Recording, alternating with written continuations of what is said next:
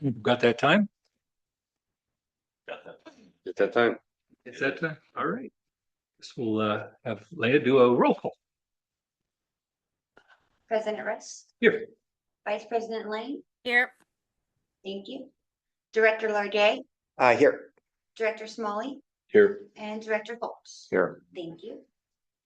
Okay. Are there any oral communications regarding the closed session we'll have here in a minute? I don't think so.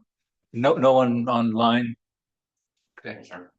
Okay, then why don't we adjourn to the closed session and be back at 6:30? There were no changes. And no changes. Thank you. Okay.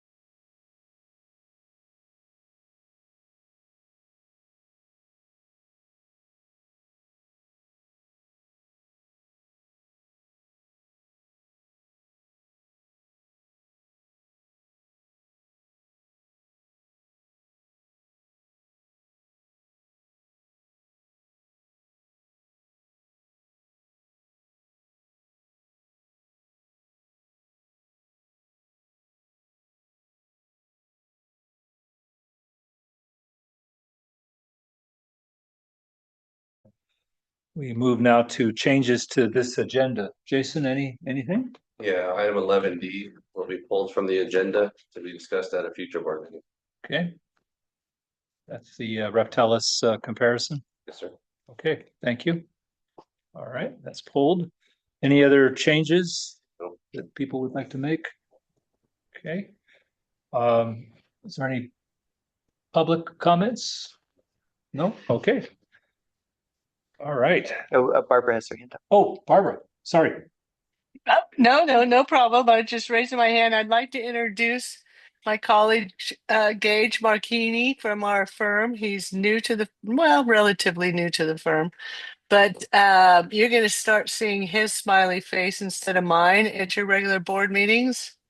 I'm still definitely involved in supporting you and doing the legal work that your district needs, but Gage is going to be the one actually attending your meetings in lieu of me running forward. So I wanted to introduce you to Gage and assure the board anytime that the both of us, as we transition, are on this or on the Zoom and participating in your meetings, that only one attorney will be charged. So All right, Gage thanks, can go. Barbara.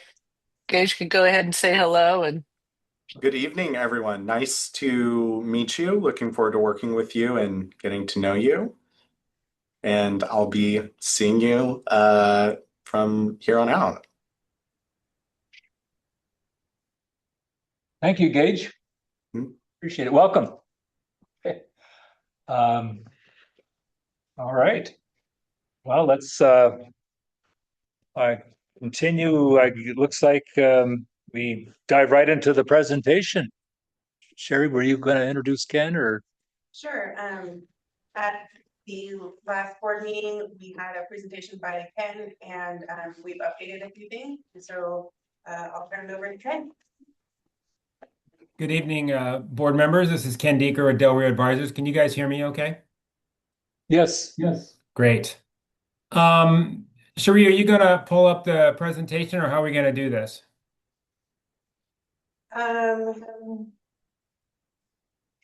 My computer's still updating, so. Oh, no. I mean, I can share on my end if I've got rights to do that. Yes, you can share. Okay.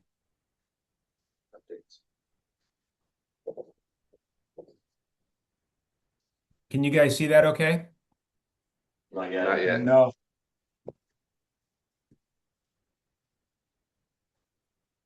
All right. Now, how's that? It's coming on. There we go. Got it. Okay. Great. All right, a few logistical issues here. So I wanted to kind of bring you up to speed. The financing team has been working diligently to pull together the bond documents and the official statement for the issuance of the bonds. We discussed this at the December meeting. There were some things that came up as we were doing our due diligence and updating everything in the official statement. Part of that was pulling together the revised draft numbers based upon the 25, they're not final audited numbers yet, but the 25 numbers that will be part of the audit. So we've updated the projections, and that allowed us to do a little bit more structuring on the bond issue. So I wanted to go through a few of the assumptions. So first of all, these are based on the 25 draft unaudited numbers that will be final shortly.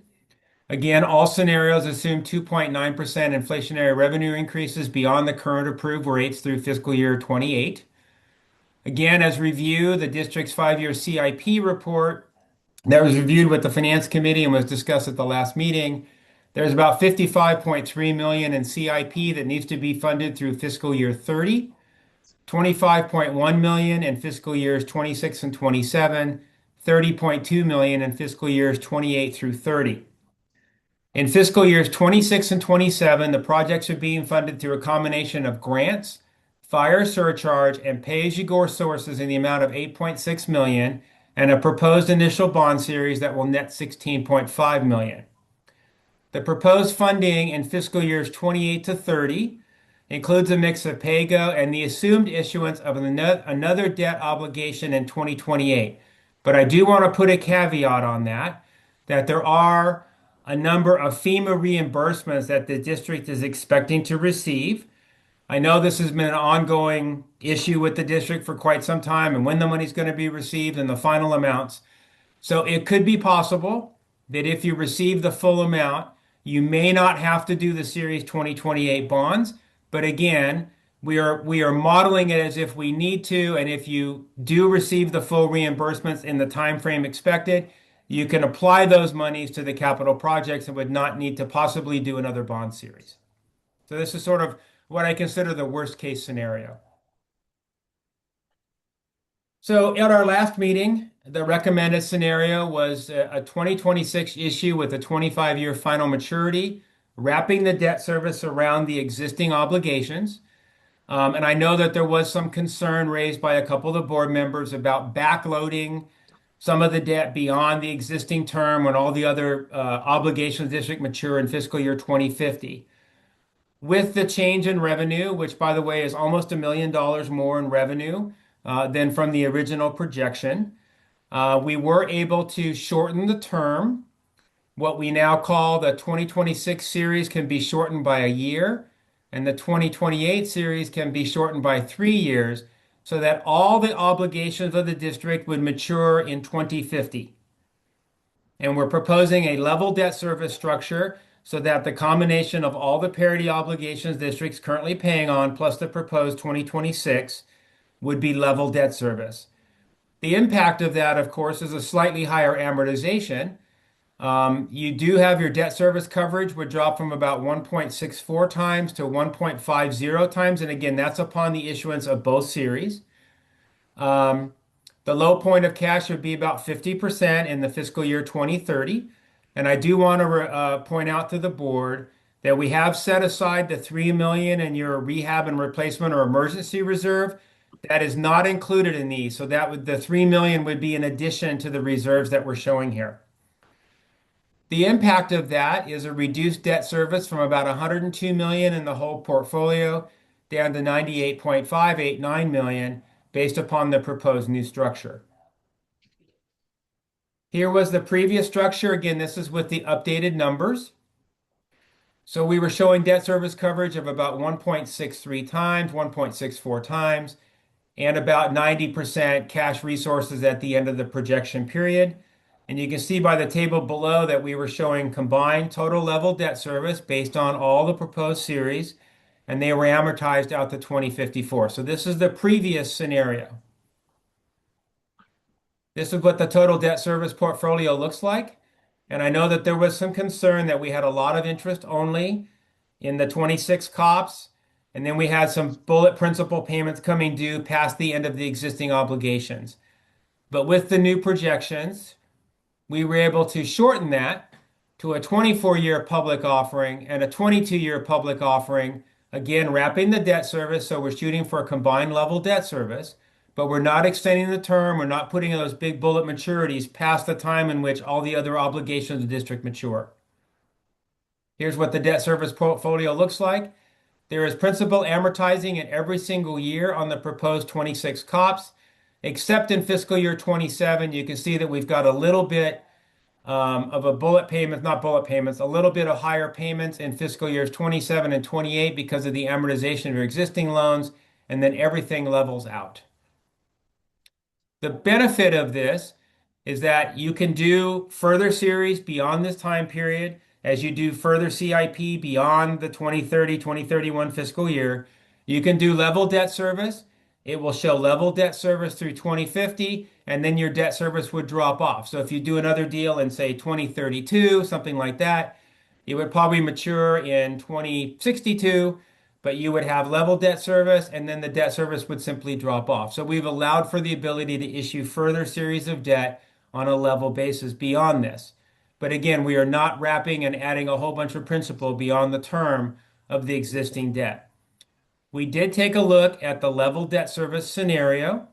And unfortunately, if we were to just do level debt service for the 26 COPs, your debt service coverage would drop to about 1.35 times, and your cash balance would be about 72% at the end of the pro forma period. And that's getting a little narrow. It is above the minimum debt service coverage of 1.25 times required under your various documents. However, it's getting a little narrow and leaves you no room. Plus, we do believe that this structure, with the higher debt service coverage at about 1.5 times, will be well received by the rating agencies, or by the S&P, the rating agency.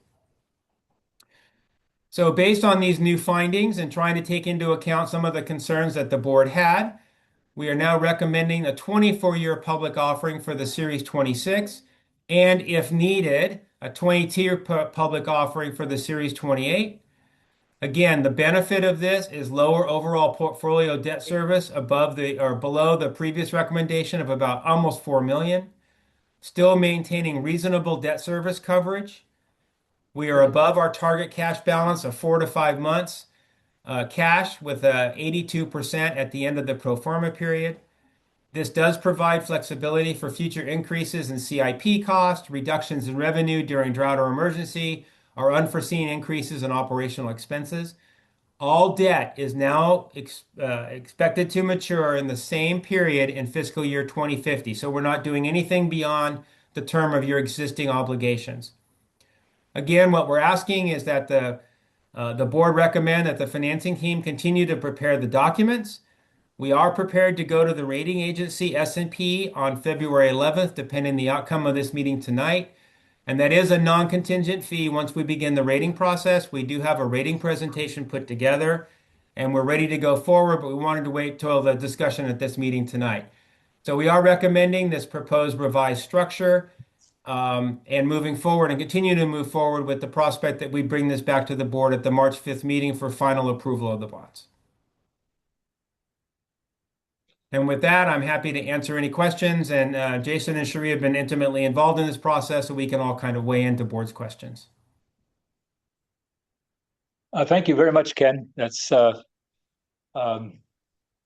very, very comprehensive. We'll go to some board members here for some questions or feedback. Brian, would you like to start? Sure. Thanks so much. Thanks for that presentation. This is fascinating. Thank you for receiving the feedback given at your prior presentation and incorporating those updates. So I have a couple of questions along the same lines. I like PAYGO on principle. I also like paying off debt early when feasible. And I had a couple of questions in regard to that. On the slide just presented at the end there of the proposed 22 and 24-year debts, the PAYGO transfer from operating cash row in the table is populated with this 4.555 million in each of 3 years, 28, 29, 30. I'm a little unclear about whether that ends after those 3 years or whether we continue to transfer operating cash into projects or is whatever operating cash is surplus after that period just going into paying off the loan. Is that what, could you help me understand that a little bit? Sure. So what we were focused on as a financing team is making sure that we have a plan that can get through the next 5 years of significant CIP. And what we tried to do was balance the amount of borrowing with the amount of PAYGO. So the 4,555,000 that you see every year from 28, 29, and 30 is an estimated amount that would be payable cash towards the projects. And then and that gets us down to about a 50% cash level or about 180 days of operating cash on hand at the end of that last transfer. And then reserves will continue to build up and can be applied to future CIP projects. And remember, those transfers are really only occurring if you do not receive the FEMA reimbursements. Gotcha. Thank you very much. Is there a scenario where we could accelerate the contribution of PAYGO into the years 26 and 27, for example, and as a result, address some of this debt earlier rather than later? Because if you pay it off in years 1 and 2, then you're not paying any interest on it in years 29 and 30. Excuse me, 20. Like a prepayment option. Yeah. Is it callable? Like, can we get, would we have an interest in driving operating cash to 50% earlier? And if that's reckless, just let me know, or trying to drive our debt service coverage to 1.5 earlier in the interest of diminishing our overall borrowing or the length of term of borrowing. Okay, so there was a lot of pieces to that question. So first of all, this is what the first 2 years in 26 and 27 are currently programmed in your CIP budget and was reviewed by the Finance Committee. So you're already contributing about almost $1.5 million, $1.7 million over the next 2 years that are already programmed dollars that you've programmed for your CIP. I guess we could consider accelerating that if we wanted to put additional cash towards that. I'm not sure what the impact of that would be to the pro forma. It would reduce your borrowing costs, which would raise your debt service coverage for sure. But it would mean that we would need to contribute probably less cash in 28, 29, and 30 when the prospect is that you're going to be receiving FEMA grants and can apply that to CIP.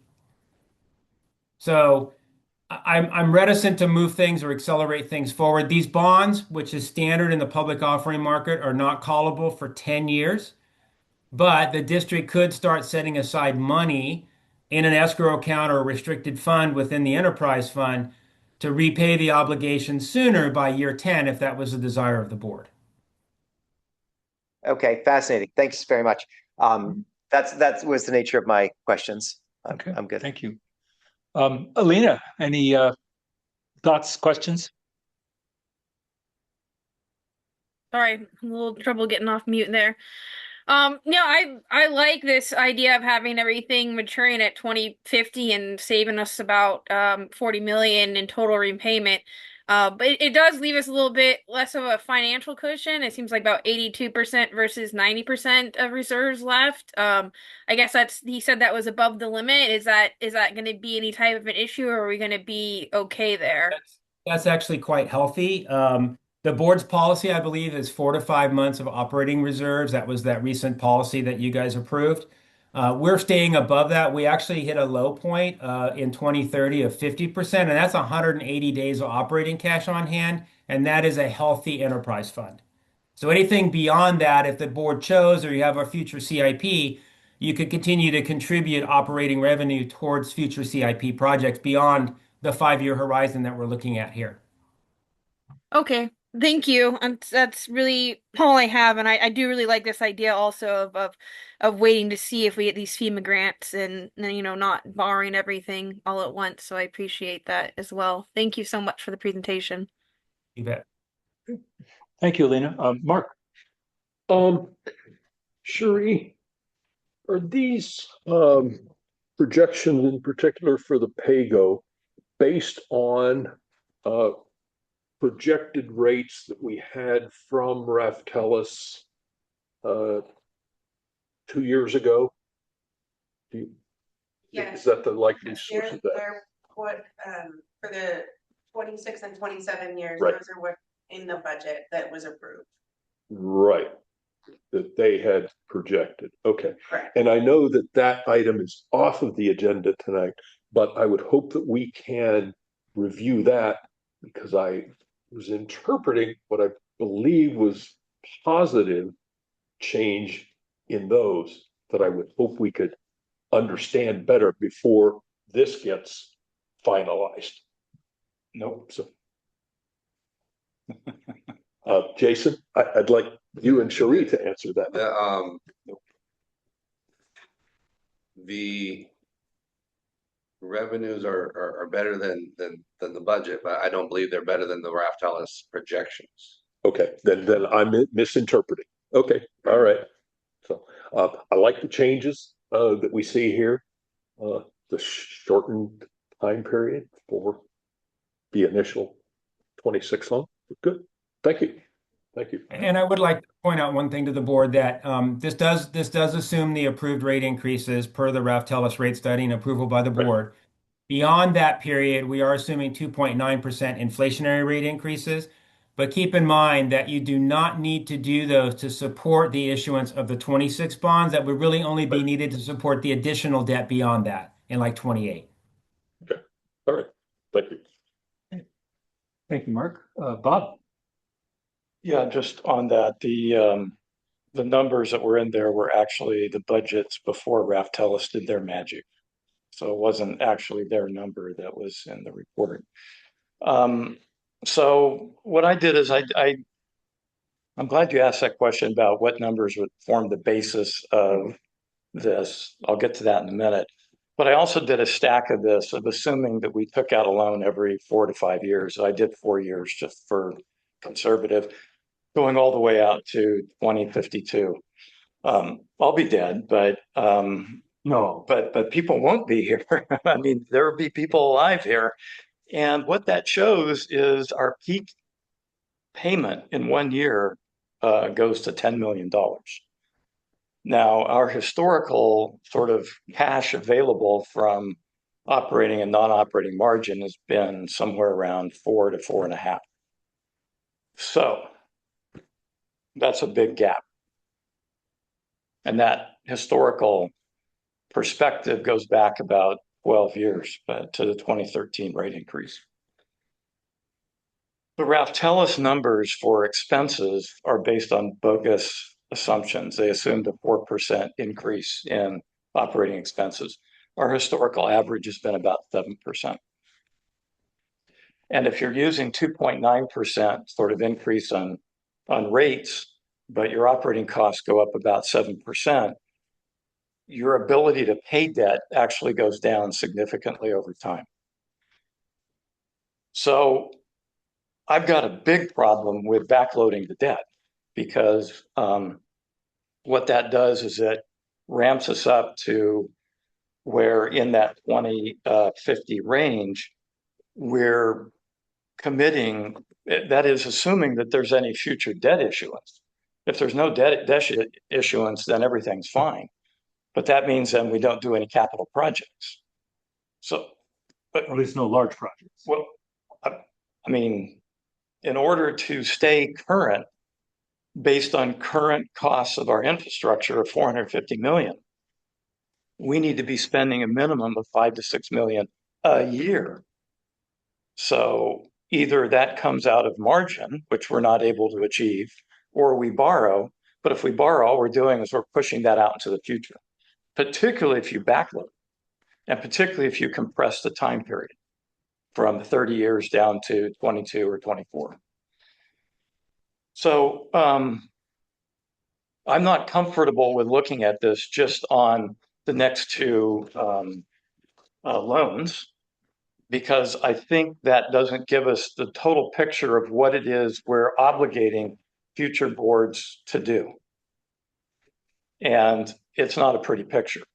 If you do just a level, if you take the 22-year loan and did that level out for 6 cycles every 4 years, your max payment is about 7.3 million, or $3 million less. And that 7 million, while still significantly above our historical margins, at least it gets it closer to maybe we'll be able to do that if we can bend the cost curve down from the 7% it's been historically to something more like inflation, or maybe a point or two above inflation. You're saying every 4 years, your stack projection is raising 4 or 5 million? It's basically the same number in 2028 every 4 years. Okay, but okay. Because that's a big number. Well, how much is the 28 loan? 16.5 million. Divided by 4 years, it's 4 million a year, which is still 2 million less than we need to be spending every year just to stay current.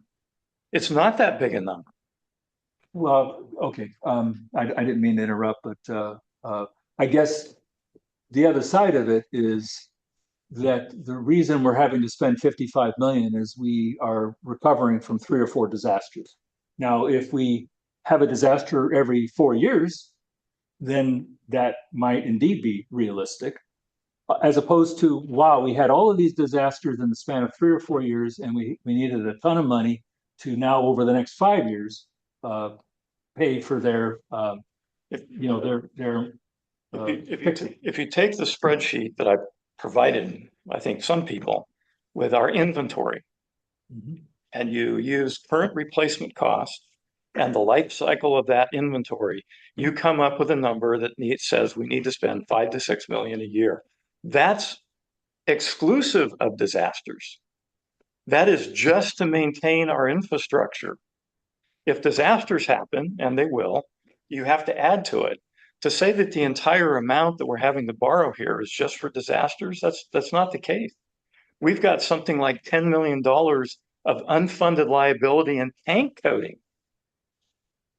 Not to mention the other deferred infrastructure improvements that we haven't done over the last 30 years.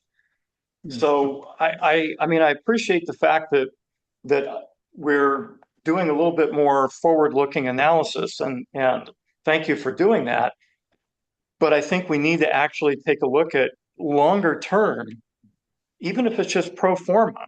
It doesn't have to say we're going to have projects associated with each of these, but we should, at least from a financial modeling point of view, plan out taking a $15 to $20 million loan every 4 or 5 years, pick what that number should be, model out what that payment's going to be, and see if at the end of that time, it's something that we can afford. Because right now, we can't afford the 2050 $10 million if we take more loans out.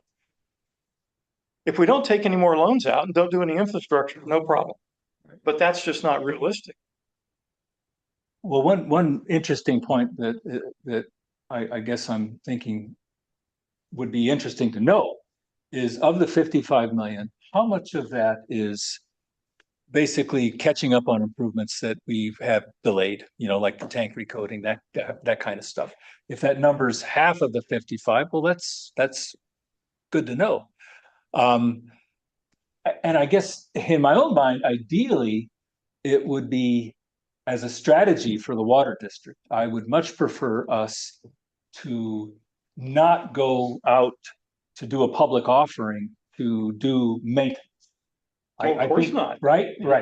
So as a strategy, we need to survive and do the maintenance we need to do on just our net operating cash, right? True. Now, look, let's assume that we have that 6 million or so that we have to do every year. It's possible that we can get maybe, and that's going to lead us to $7 million if you use a level structure that I had in the model.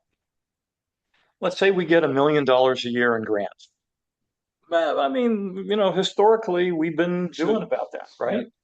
So that drops it to 6.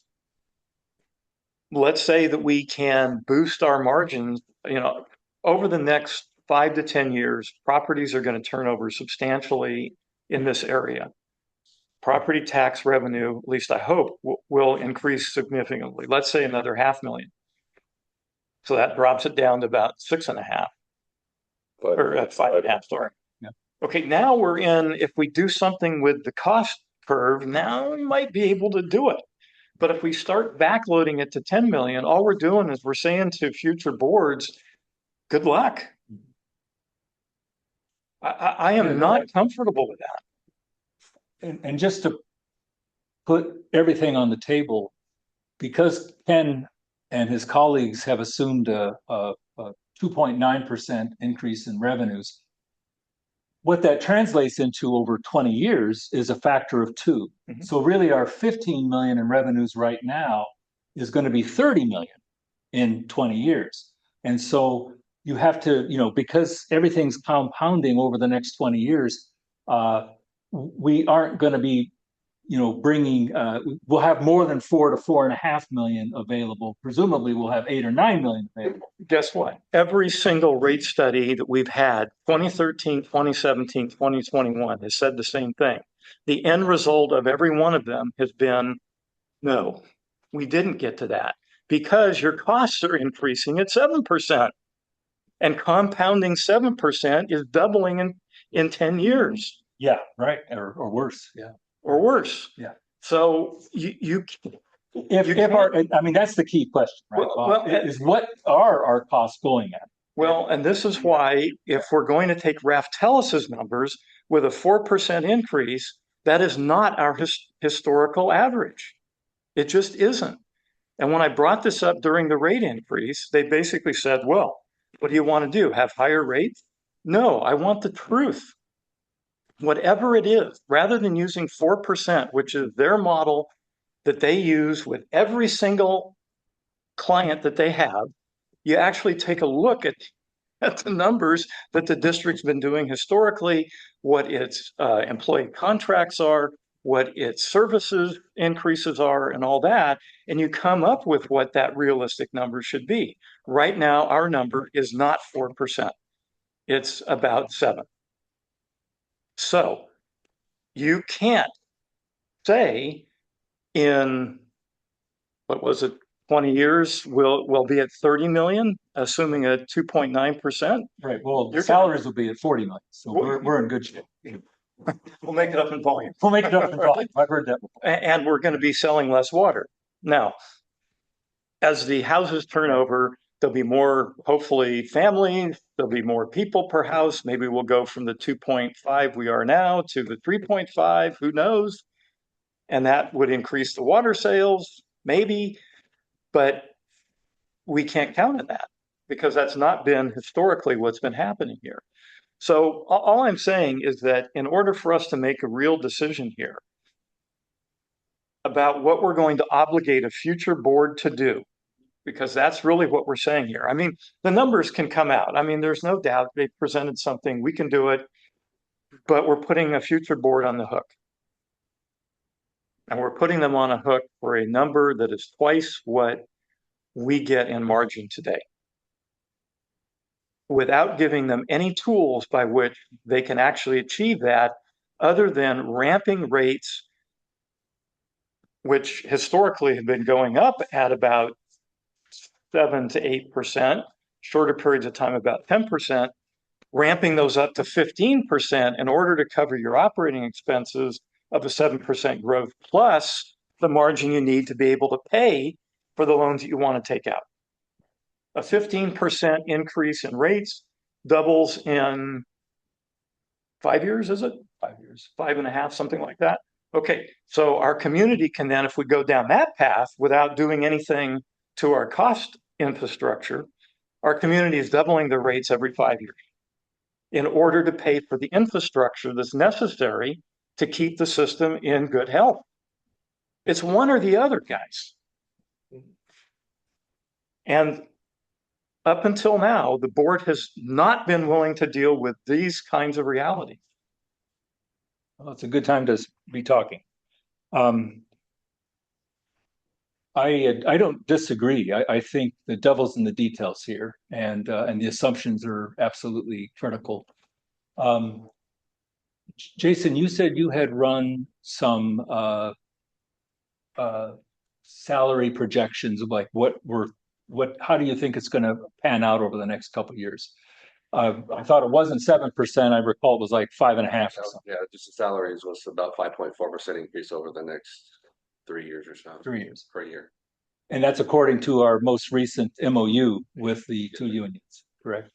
Okay, so that's certainly higher than the 4% that was assumed, but it's a fair bit lower than 7 as well. Yeah, but let's look at the overall operating costs in total. Just salaries. It not just salaries, because other costs are going up much faster than inflation, regrettably, in our particular line of business. Right.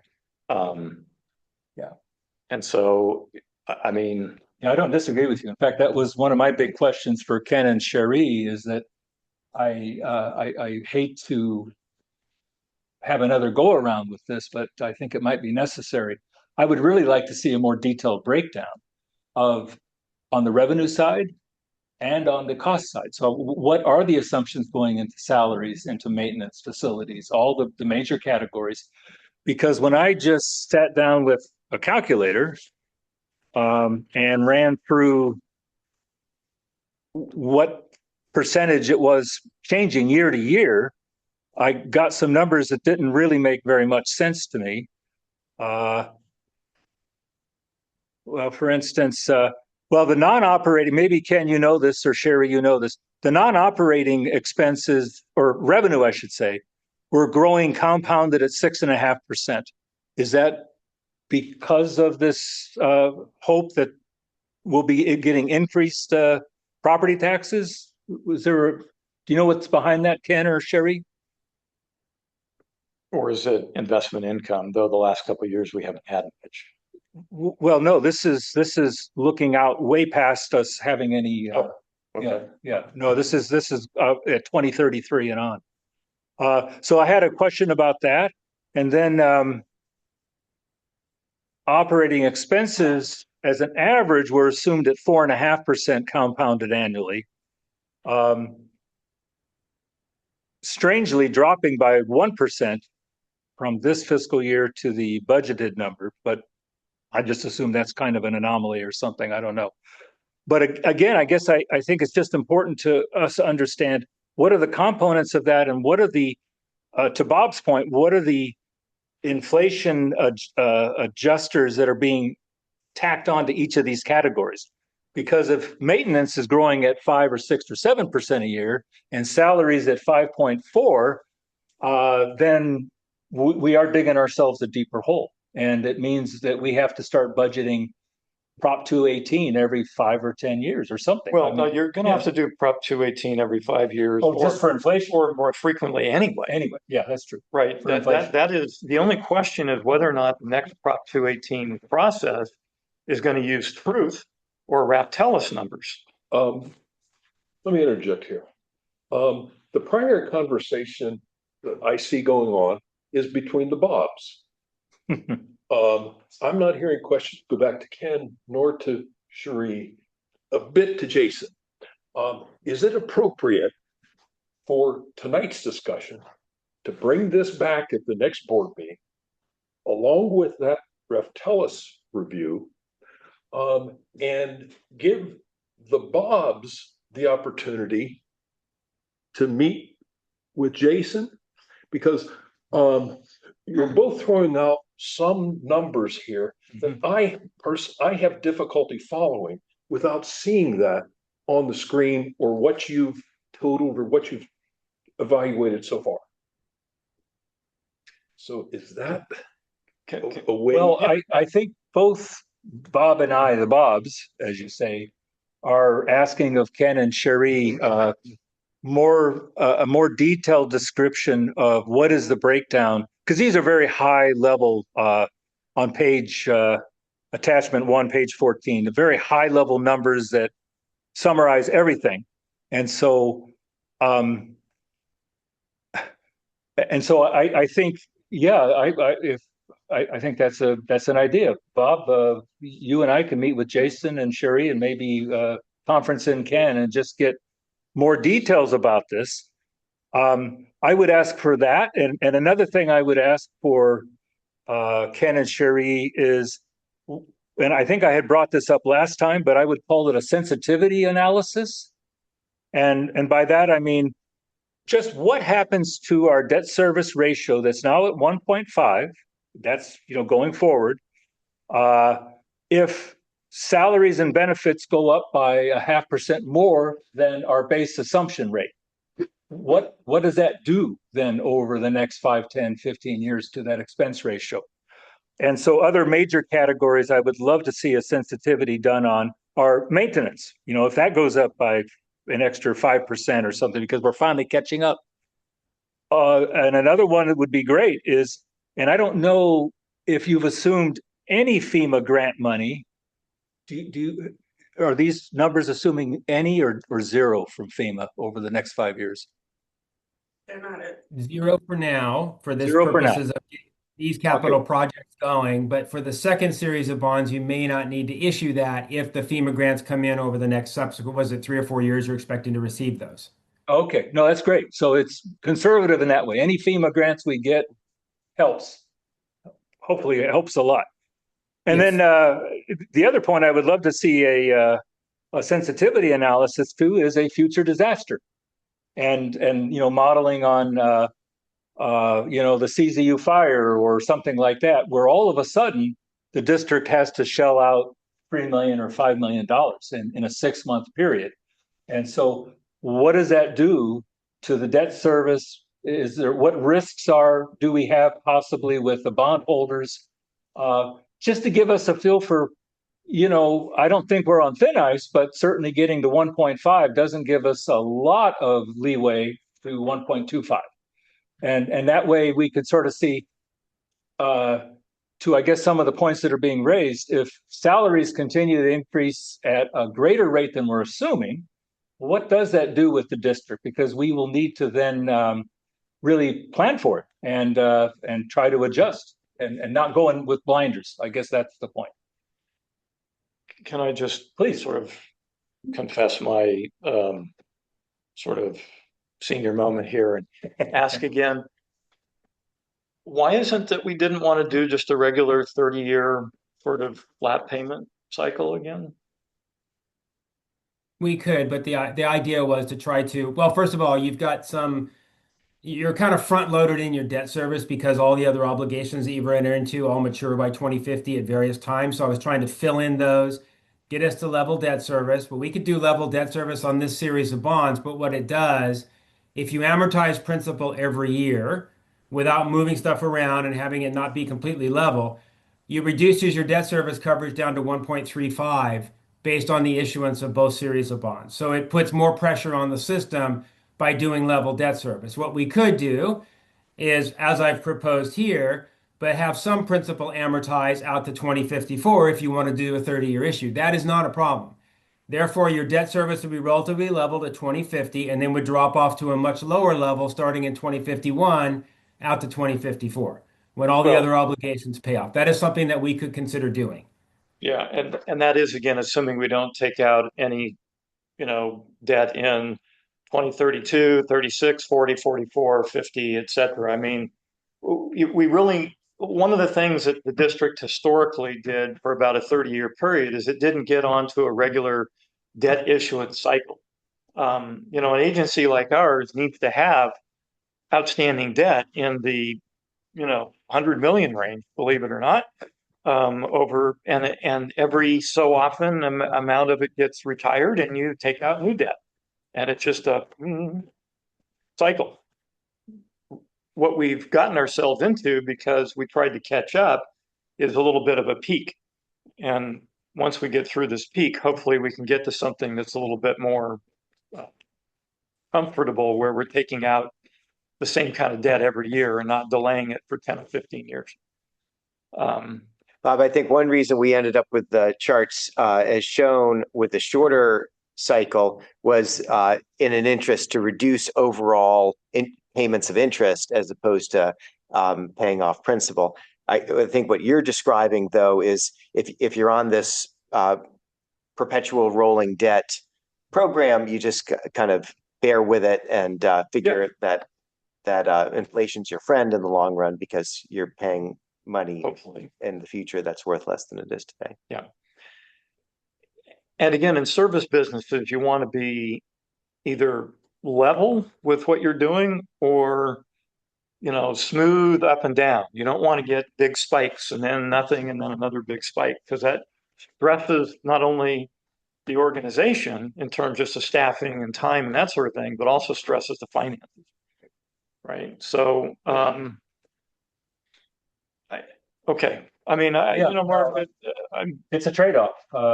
What I do like about the 2026 offering is that it basically does, I think, what you're talking about, Bob, but it does it by adjusting payments and giving us just a flat amount that's then completely, if we don't do a 2028, 2026 is flat, and then in the year 2050 it's done. And we always, the 2028 is just, if we don't get FEMA, then something like 2028 is likely, or maybe it'll be less. I guess I don't see the immediate benefit of just a standard 30-year structure. I think as you do something like, once we get the numbers from Ken and you do something like this here, Bob, I think the benefit will become clear because, and you just choose Yeah. whether it's 4 or 5 years and you just sort of No, copy I and get paste that, numbers. but we're not starting at that point. We're starting at this point where we have No, this I obligation. get that. And Well, that's that's, what you have to that- structure it around. that's, Okay. that's all part Yeah, I of don't, this. yeah, okay, we're kind of going down a little bit of a Again, rabbit.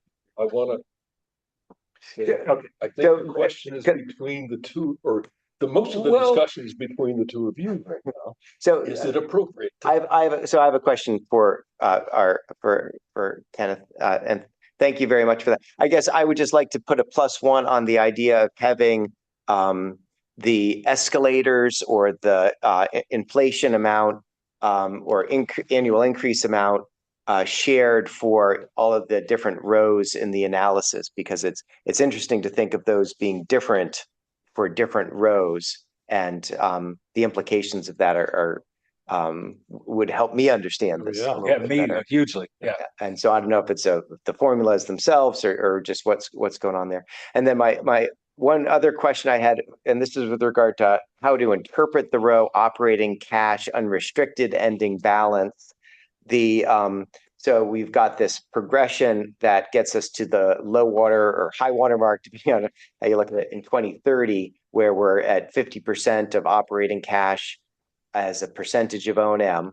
I understand that. Then that operating cash starts to increase again at a rate of something like $1.8 million per year going out into the future.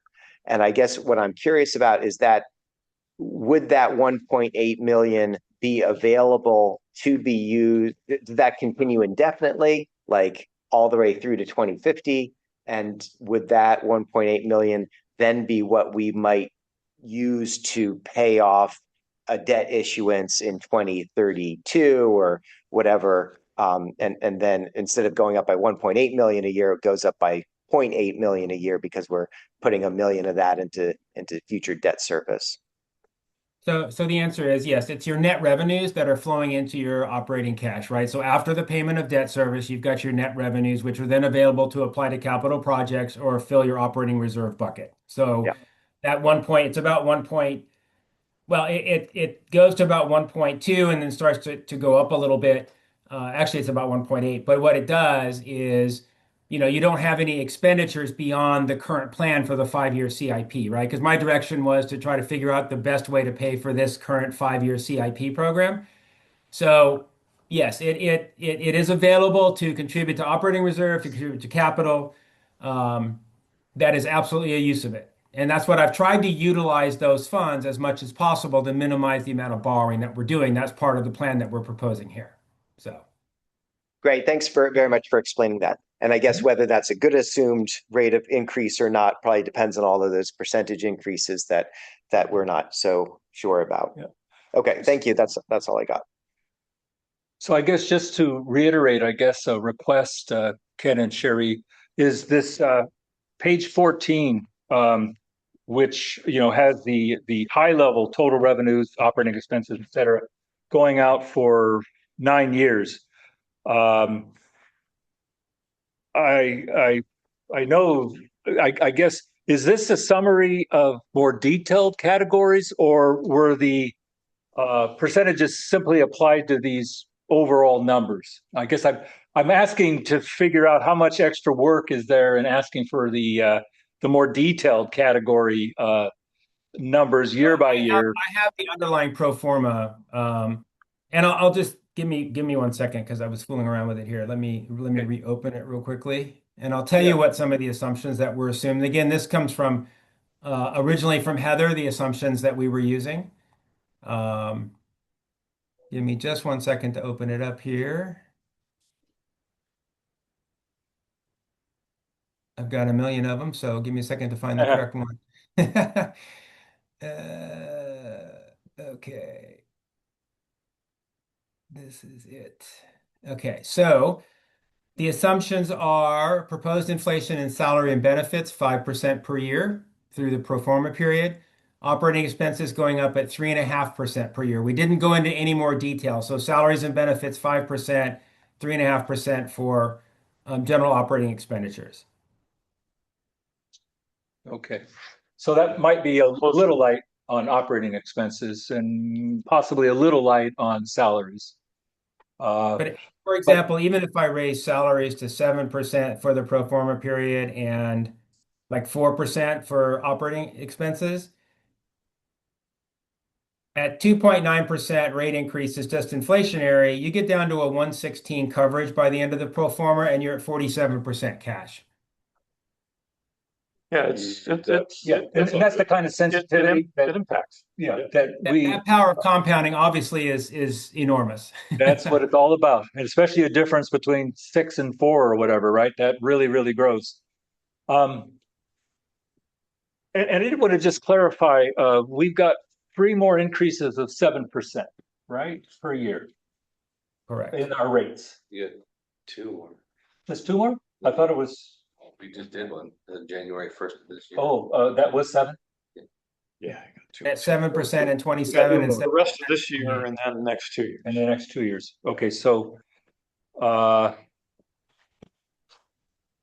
yeah, I guess because you're only showing total water revenues increasing by 0.7% from fiscal year 26 to 27, and I would have thought that would be 5 or 7%. So maybe that's just an anomaly. I don't know, but it's that kind of stuff that just kind of made me scratch my head, because I was thinking that would be pretty consistently would recognize the rates going up by 7% over the next 2 years. And yet from 26 to 27, it's just 0.7%. And this last year, it's 5.1. So again, just, I hope this isn't a lot of extra work, and I apologize for asking for this, but I have absolutely no problem with a 30-column spreadsheet for 30 years that has all of these more detailed categories shown year by year, and what and then see what the assumption is in growth. And I know you probably do this kind of stuff, both of you, in your sleep, for spreadsheet stuff, but that would be very, very helpful to me. I would love to actually get my hands on that spreadsheet and play some games myself, honestly, because this is a big decision for the district, and we want to make sure we're not setting ourselves up for a problem in a few years and handing it to a future board where they have their hands tied.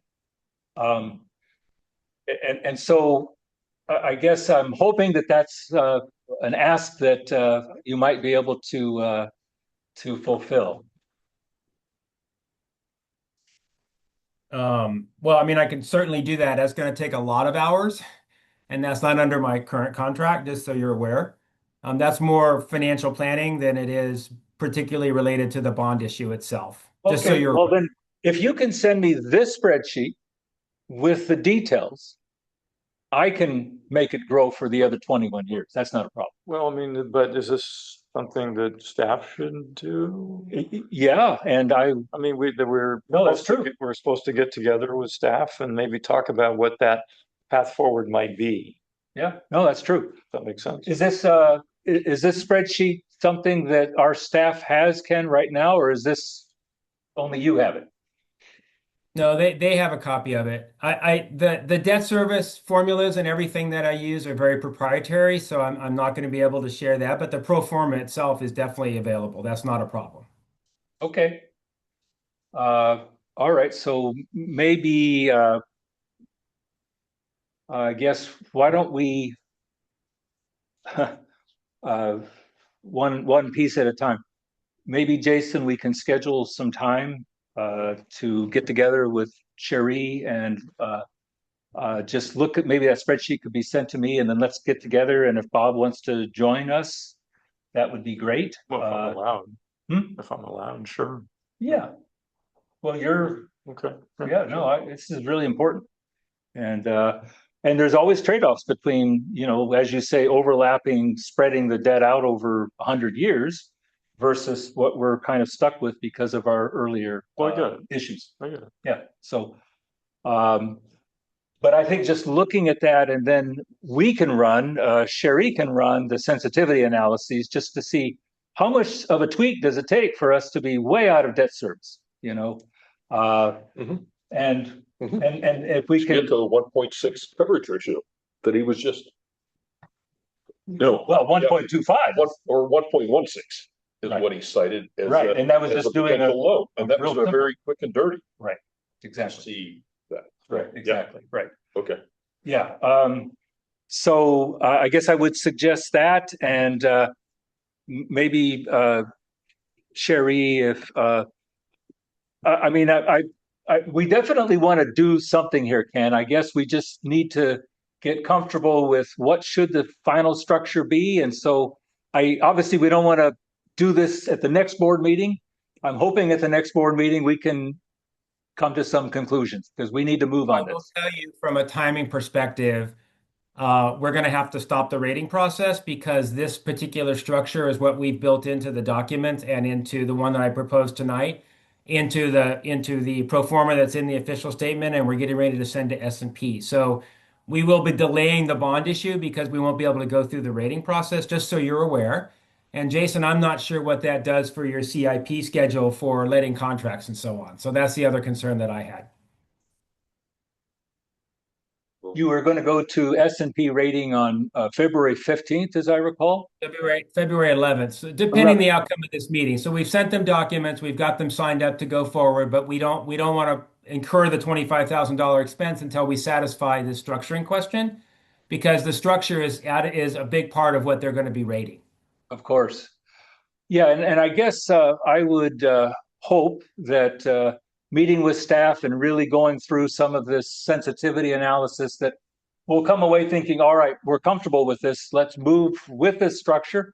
Or if there's really some I got you in there, then we would need you, it may end up delaying the process by a month or so. And I hate to say that, but I hope not. Yes. Okay. Alina, please. I mean, the last person that really wants to ask for this, but would a special meeting before the 11th be helpful? Is this something that we can approve then so we don't get behind? Yeah. Sure. What do you think, Jason? We are here to do what you guys ask us to do, so that's what it takes to get the process. Midnight I don't meeting. want to see CIP get delayed anymore. And I would personally rather take the time to address these questions, even if it meant a month delay in getting out to the bond market. But that's one opinion.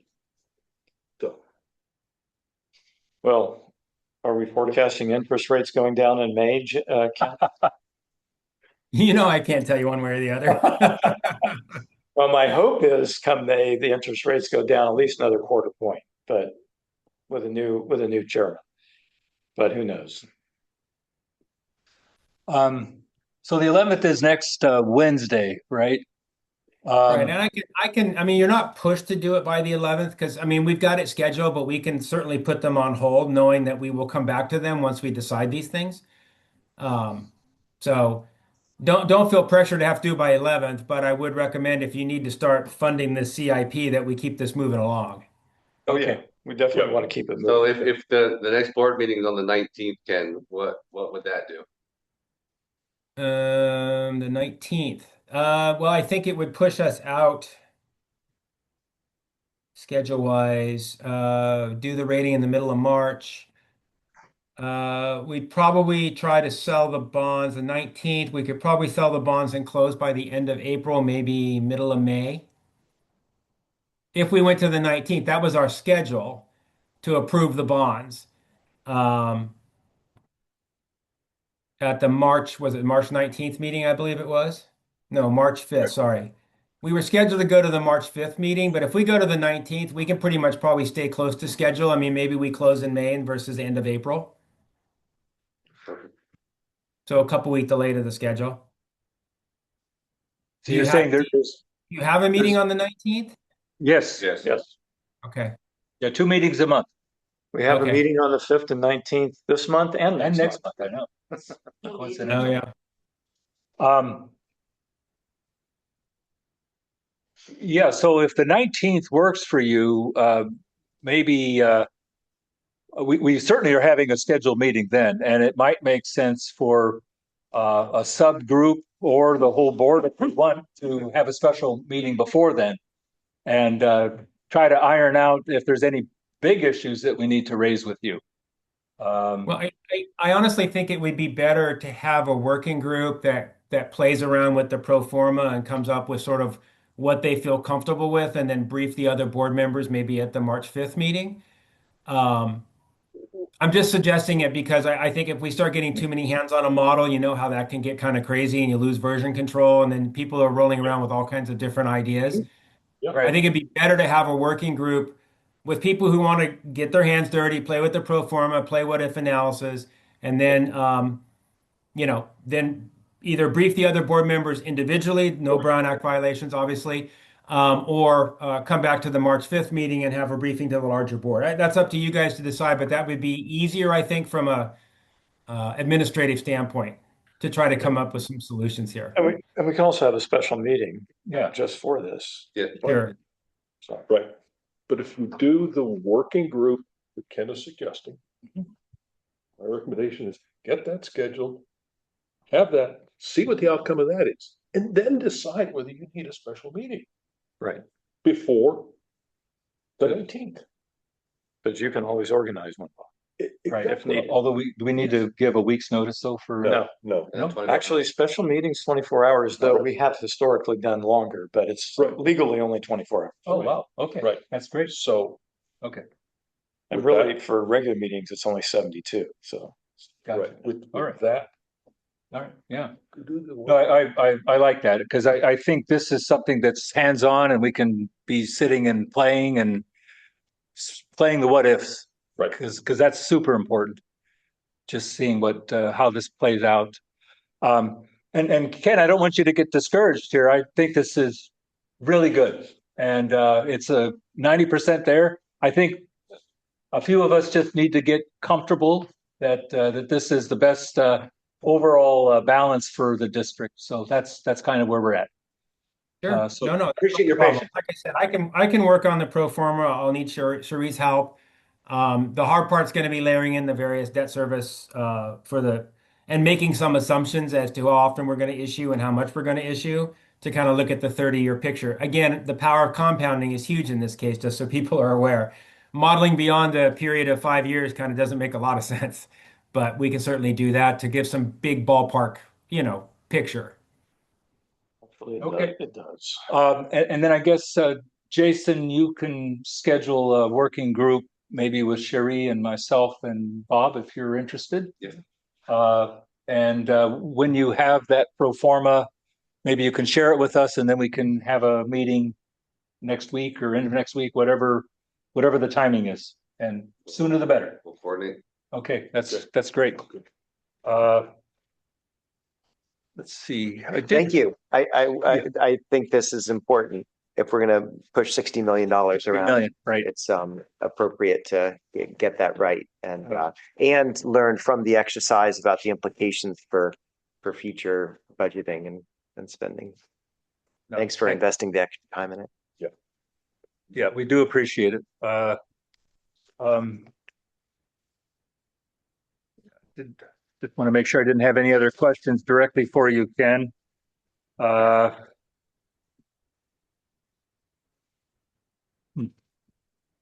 Okay. If you do, feel free to send Jason an email with your question. He'll send it to me and I can respond back if you think of something else. That's not a problem. Okay. Greatly appreciate it. Thanks again for coming out tonight. No worries. You guys have a great evening. Thank you so much. Thank you. Oh, yeah. Thank you. All right, now we're open for, did any other directors have any other questions or clarifications? No? All right, anyone online? No, okay. All right, thank you. All right, that was a biggie. All right, now we're moving, as far as I understand, there's no unfinished business, is that correct? Okay, so moving on to new business. Board of Directors, the admin appointment. Jason, is that something you float or? Yeah, I can put it out there. So Okay. at the January board meeting, two directors were assigned to engineering, environmental, and budget and finance. However, only one director was assigned to the administration committee. So this item tonight is to consider adding another board member and bringing it up to the two board members that were allowed by the board policy manual. Okay. I guess I would like to move and then we can open discussion. Yes, Mark? Sure. I'd like to speak to this one first. Please. After the last board meeting, as I was leaving here, I realized I should have put my hand up to be on the admin committee. I contacted President Russ afterwards and requested this item to be added to this evening's meeting. So that's the reason why we have it here. It was because I was sitting on my hands at the last meeting. So apologize for that and for having to go over this again this evening. So with that, I'll leave it. All right. I'll open it up for any discussion from any director. I'll comment that I think it's terrific. Thanks for stepping up, Mark. It'll be good to have your guidance on that committee. Yep, agreed. All right. Well, then I would like to, Oh, I have my hand up. I'm sorry, didn't see it. Yeah. Well, I just wanted to add a little note that, the Santa Cruz County Civil Grand Jury, they actually issued a report regarding the San Lorenzo Valley Water District's lack of transparency with dealing with the public. And the grand jury report noted that the district had not consistently treated these community appointments with, the seriousness that they deserved. And, these committees, they're not symbolic, they're one of the primary ways that the public can participate in informed district decisions. So I just wanted to say that I was really disappointed that there wasn't more conversation to have with these appointments, both for board members and the public. And I'd requested prior to move the meeting, and it was denied that the appointments kind of be moved up in the agenda, and it ended up resulting in a lot of people logging off with a long wait. But I really appreciate you, Director Smalley, for stepping up and helping me on the admin committee, because with my current health status, it was going to be really difficult to run the admin committee all by myself. I just kind of felt really unheard last meeting, so I just wanted to just make those comments. Thank you. Thank you. Well, if there's no further discussion, I'd like to move that Director Mark Smalley be nominated to fill the opening on the admin committee. I'll second. All right, Leah? Point of order, do we have public comment already? Oh, yeah. Any public, Scott? No, thank you. President Russ, Yes. Vice President Lane, Yes. Director Larday, Yes. Director Smalley, Yes. Director Foltz. Abstain. All right. Thank you very much. Okay. FEMA grant update. All right. This is going to be, okay, Jen, take it away. And I guess respect of time, I think what I'm gonna do this time is just, you guys have had a chance to review the PowerPoint, so let's just start with questions. How's that? Okay. All right. Okay. Let's go first. Bob. How much is outstanding?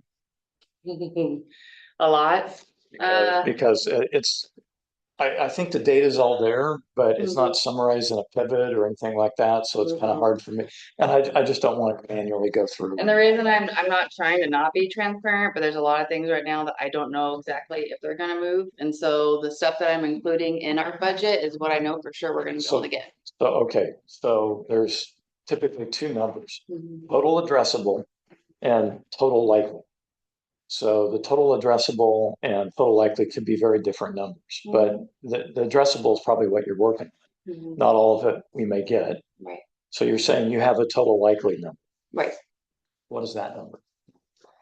The total likely that I put on my tracker for you guys was that 3.4. 3.4? 4 million.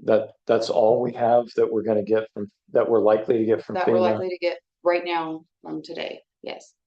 And that's, so in total, we'll have gotten about 5.5 million from them. out of all the disaster stuff we've had? 5.5?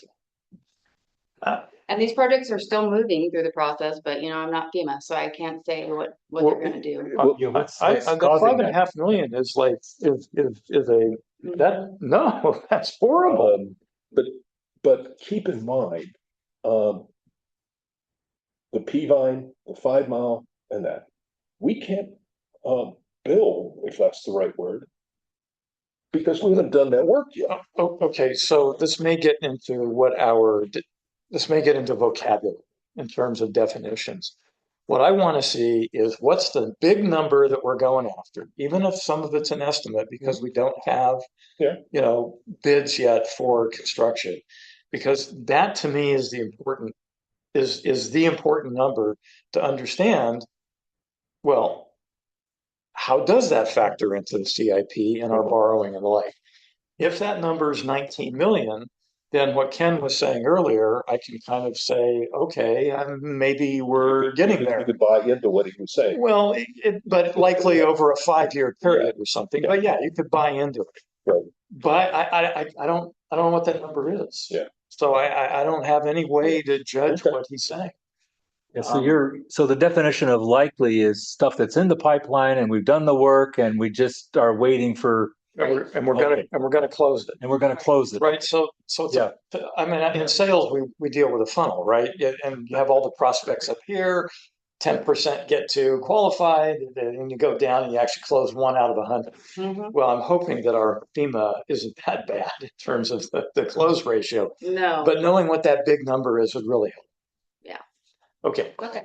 I have a number of notes here, so pardon me while I scroll through this. Because I know we're working on a number of disasters simultaneously. Only 5. Yeah. And more coming. Jen, is the total number around 19? Is that what we're hoping Pretty close for? to that. Pretty close. Okay. All right. Okay. Yeah. Let's see the report. Okay, on the hazard mitigation grant program, is this you or is this Chris? It's me now. Okay. The wildfire incident recovery, is that clearing? I'm not sure what it was. So what is that clearing around our infrastructure? Yeah. Well, So- Chris can answer on that, on the details. This is, I believe that one is the local hazard mitigation plan. Yeah, so that basically we get the funding through a disaster. Sorry, what is it for? It is for crafting the local hazard mitigation plan, Oh, which we've completed. oh. Okay, sorry, that wasn't Is that the one you were talking crystal clear from the description. It Yeah. is confusing how it comes about. Yeah, sometimes you have to, I mean, I know you guys have a vocabulary used internally, but sometimes you have to translate for me. about? Okay. The small community grant, Brackenbury and Forest Springs consolidation. Mhm. I mean, we keep using the word consolidation. So I'm pretty sure Forest Springs is not even in the reality space, regrettably, for being consolidated. But what is our status of consolidating at least Brackenbury? By consolidation, what I mean is they come into our system. Is that happening? Or did we just sort of get 3.5 million to do a nice project for our infrastructure and we're not going to We consolidate? got up to a certain point with that money and There's no consolidation. not at this point in time. I mean, So I mean, I think that the district is gonna have to go and look for additional funding sources, DFA, state grants, whatever that may be, and bring this across the finish line. I had a meeting with Senator Laird and brought all 3 of those systems into his purview. He was well aware of them, so I'm hoping revenue sources will become available, but we don't have anything at the moment. okay. So when we say consolidation, at this point, all the work that's been done, there's no consolidation that is possible, period, end of story. Yes, we're not, where do we end here? So right now we're installing the pipeline up to the location of the pump station. We have a connection with Brackenbray with a master meter. We have a connection with Forest Springs with a master meter and a pump. Well, it's their pump. And we're using their existing tanks that they have. And they're their own separate zones. So, I mean, they're like a wholesale customer outside of our district. They will have better water service. They want better water service. They I will get have that. better water service And than better they water. did 2 years ago. Yeah. But to the formal process, going down the formal process of consolidating, Yeah, no, it's my understanding, not happening. we don't have that So maybe we in could, place from all of what I was doing. yeah, no, Yeah, and I tried Yeah. with Brackenbray and I thought we had an agreement ready to go and the FEMA money just didn't seem to happen. I don't know what happened to it. I don't know what the FEMA Right. went. I mean, the person, Nicole went, MIA, so. Right, so. So maybe we could change it from consolidation to something like supporting wholesale customers, something, because we're not consolidating. But I understand we're not consolidating, but that's the way That the was the name project. of the grant. That's The name of the grant. That's the way We can't change that But now. that's the way, but that's the way So it has been referred to with the as- other outside agencies. as you'll recall, I said up front that this would never result in a consolidation Uh, because of the way we went about this. Okay. The next one here, Integrated Regional Water Management Implementation Grant. This one is clearing around our The infrastructure. fire. Fire. Yes, pump house. Yeah, this is the one that we brought the contract award for $224,250. It was asked if that was a good price.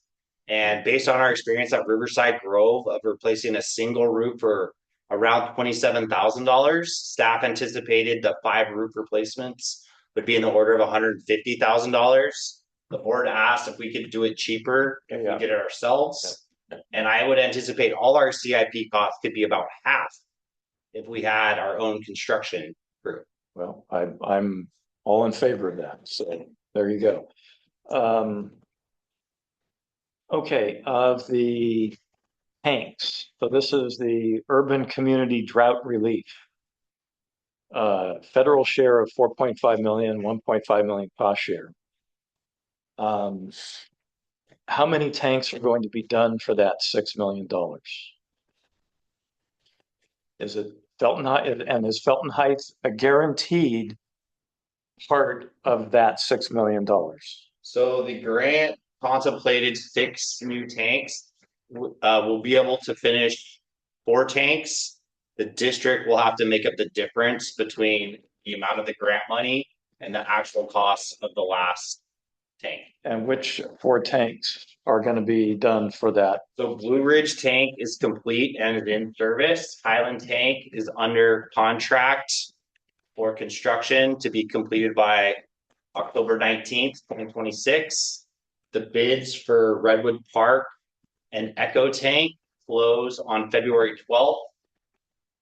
And staff is anticipating awarding the contract on February 19th and issuing the notice to proceed on March 6th. That will mean that the contract time will expire on December 31st, 2026. Okay, so the South Tank and Felton Heights Tank, even though they're listed here as tank replacement, they're not being contemplated for being replaced as part of the grant.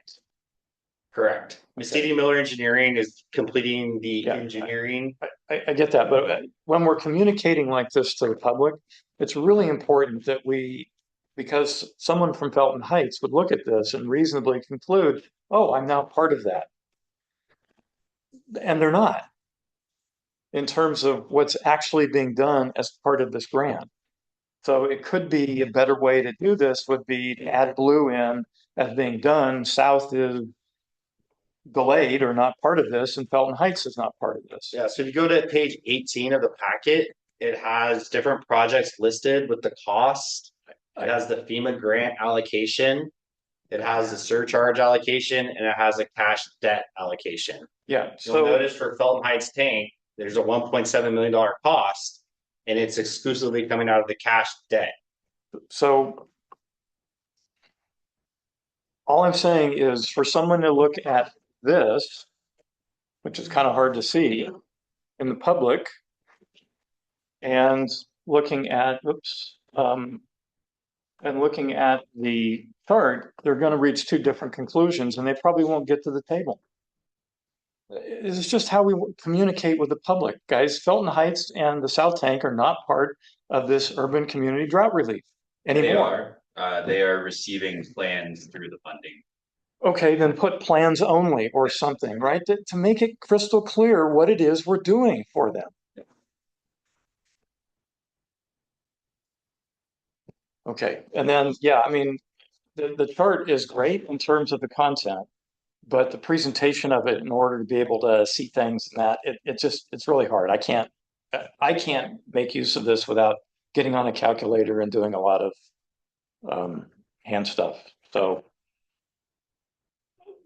I think there's a different way of presenting this information that would make it clear what the funding source is, what year it's in, and the like, through some kind of a pivot table or something like that. I think that might be helpful. And the last one is on the see, what is it here? It's the 959,752 congressionally earmarked. So what happens to that money?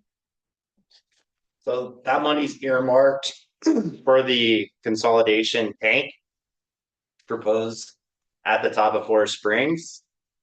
So in order for us to get that money, there's a cost share that has to be determined who's going to pay for.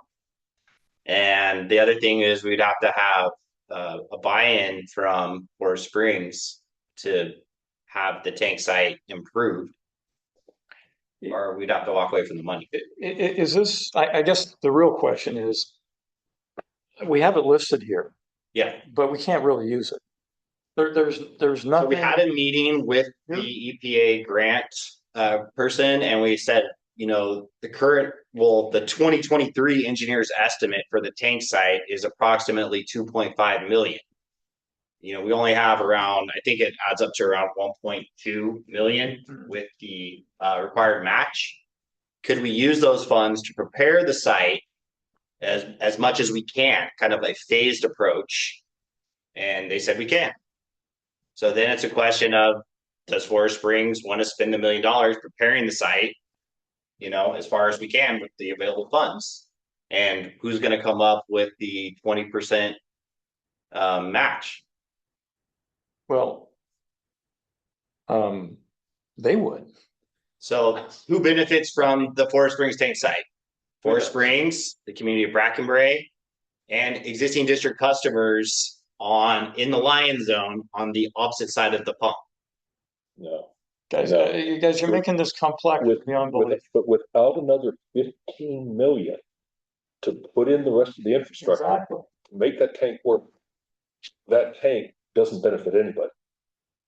Doing the tank site now, if having a better tank there benefits Forest Springs only, if it benefits Forest Springs and replaces their existing smaller tanks that are there, maybe, but until we see a path forward on the bigger piece of this, that roughly 15 million to do the rest of the infrastructure for them, it doesn't. Yeah, I mean, we could walk away from that. I guess my question is this something that we should just walk away from and say, we can't really do anything practical here at this point with it? I mean, clearing a tank site is like. It's an option. But to Bob's point, I think we have to see some realistic path forward with it. Having a tank there is, you just bought 4 tires, but you don't have a car to put them on yet. It's worse than that. So okay, it's worse than that. You can only be able to build a tank. You can only build repair with the amount of funds. So I'm only getting 4 rims, not even tires with it. But no car to go with it. Okay, that's so I agree with Bob. Should this even be on the idea of just withdrawing from it? I understand it, but at the same time, you know, if we take it to whatever the date is and they say you're at top of the table, that's fine. But if we're still working with, you know, Senator and everything like that, Yes. to try to move this forward, Yes. I would let it leave, at least sit there until Right. somebody says you don't have it anymore. So with, From okay, a what is grant it? What funding is it? perspective, it's fairly routine to initiate. Currently, I'm working on a $12 million project. I've secured a $6 million grant, then a $1 million grant, then a $500,000 grant, and we're working on it. It's a 6-year project, and we expect that we'll stick the landing and raise all the money by the time. You don't know that for sure. No, But you're still planning. we're still planning Let me on ask it. a question. When does that expire? When does it have to be used or it goes away? Is it ever? I'm not sure about the exact expiration date. The problem is it has an expiration date, which you can then apply for an An extension. extension. Yeah. Okay, I guess the meta question, the meta thing for me here is, again, a community member sees this, they say, hey, great, 959,000. In this context right here, it's like, okay, well, let's get going right away. But we can't. The policy around grants, and I've been a big supporter of you know, doing a grant writer and getting grants and that sort of thing. But at some point, we also have to be honest about where we are with these things.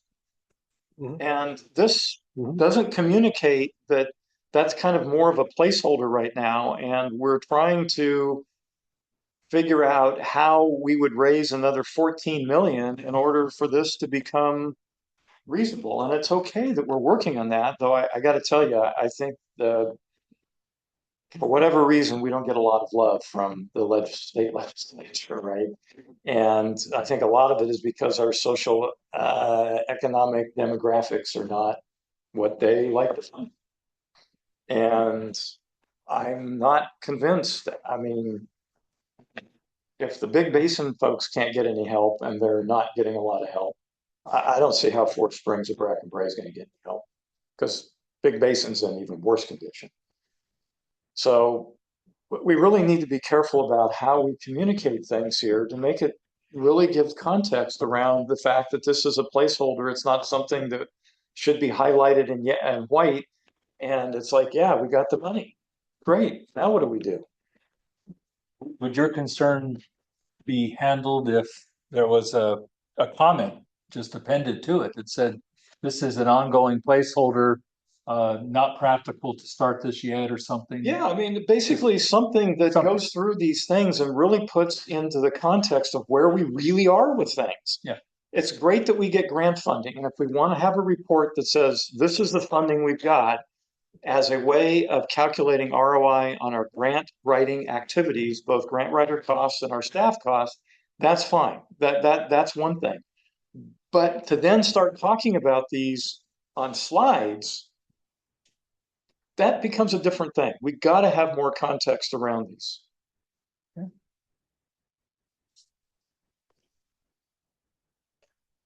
Okay, So thanks. no, thank you. Right, Mark, did you have any other comments? I do. Okay. To the point that what we have that we heard Ken say earlier, that we have potential of, is it another 19 million in FEMA? 18.4. 18.4 million in FEMA that we see as potential. I look at the spreadsheet that you put together for us, and I can quickly look to see the Lion Slide Access, 6.2 million. The Peavine 5 Mile Sweetwater Foreman, 8.1 million. The Bennett and South Zone Distribution Piping, 3.4 million. So I had those three large numbers up, and I'm approaching. Now, what is that? That's 17. Okay, that's 17. But of that 17, we recognize that the Lion Slide one, we're not going to be attempting to do $6.4 million worth of work. You're telling us, Garrett, that you want to do something that's significantly less than that, and we're already proposing that. But that's the number that's shown on here. Because that's the number that's in FEMA. That's the number that's in FEMA. I understand that.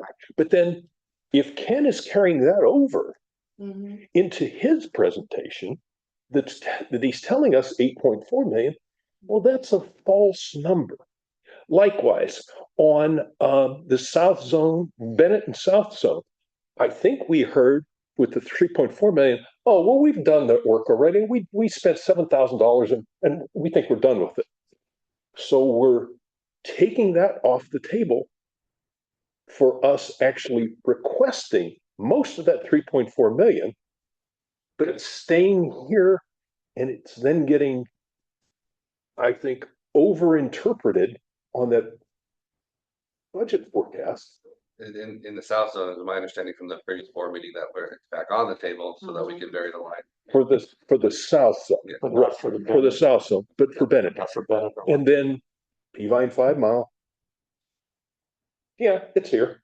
And maybe we would do all of that, but are we overinterpreting what's here? But that was one question that I had, or one point that I had on this. The other bigger picture question that I had for Jeff was, so what is FEMA's posture, tenure, tone for us over the past year? Are we getting money back from them, or is it a drag your feet and play this out as long as they can, hoping we eventually go away? But the one thing that I take as positive is that work on Quail Hollow Road. Mhm. So Yeah. between the two of those, what's your perspective then on? Well, I think the process is delayed. I've been told that by FEMA continuously, that the ones that are in like the final review project Right. or the large review project are probably gonna be sitting there for quite some time. Quite some time, That's why months, I'm not years? anticipating. I'm thinking probably by 2027 we'll be lucky. Okay, And that's if we've completed, some of these we've completed some of the work, some of we haven't completed any of it, some of it, right. so it all really depends, but. I'm hearing we have to take out the 2028 debt. That's what I'm taking that off. He's planning for the worst case and saying that we do. Fine. Okay, we're planning for that. Good.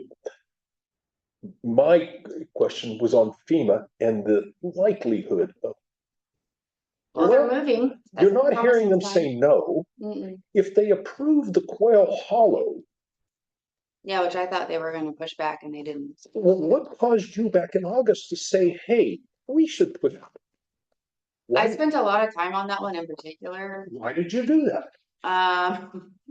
You weren't Why gonna did you let go those. say? I wasn't Get away with it. for that $1 million, man, but it was $1 million and we spent that money and I felt like we were owed that money and I got So that you money. talked somebody into I it. did. Good for you. Good for us. And I Thank argued you. with them that it was not on a federal highway road Right. and I was right, Right. so. Okay, Yeah. good. So with all of that said, I take that as we're not hearing them say no. No. We're hearing them say, well, it's gonna take us longer. Mhm. Well, maybe And this one here, I heard them say no, but it was kind of like, I'm saying no just because I can, not because it was. I'm really- less pessimistic Mhm. about FEMA reimbursements now than I was 6 months ago. Yeah, that's fair. And And they're leave it- moving, and they're leave it- moving slowly, but Right. I track this constantly, I know, and so I I track know. the date. every week. Yes, I'm on it, so they're moving. Okay, thank you. That's my point of question on it. Okay, I'm good. Brian, you have any? I'm actually quite pleased to see results. Thank you for taking on the role that you've taken on. Thank you for leaning in and not taking no for an answer. And clearly, this is a great investment and in housing or whatever it's called, and getting good people to do the work is just a smart move. So thank you. I don't have questions on specifics. I guess I have a trivial request that maybe having the dollar values either ideally consistently not including the cents and being right justified would help it be easier for me to read. Okay. But that's a trivial thing. Thank you.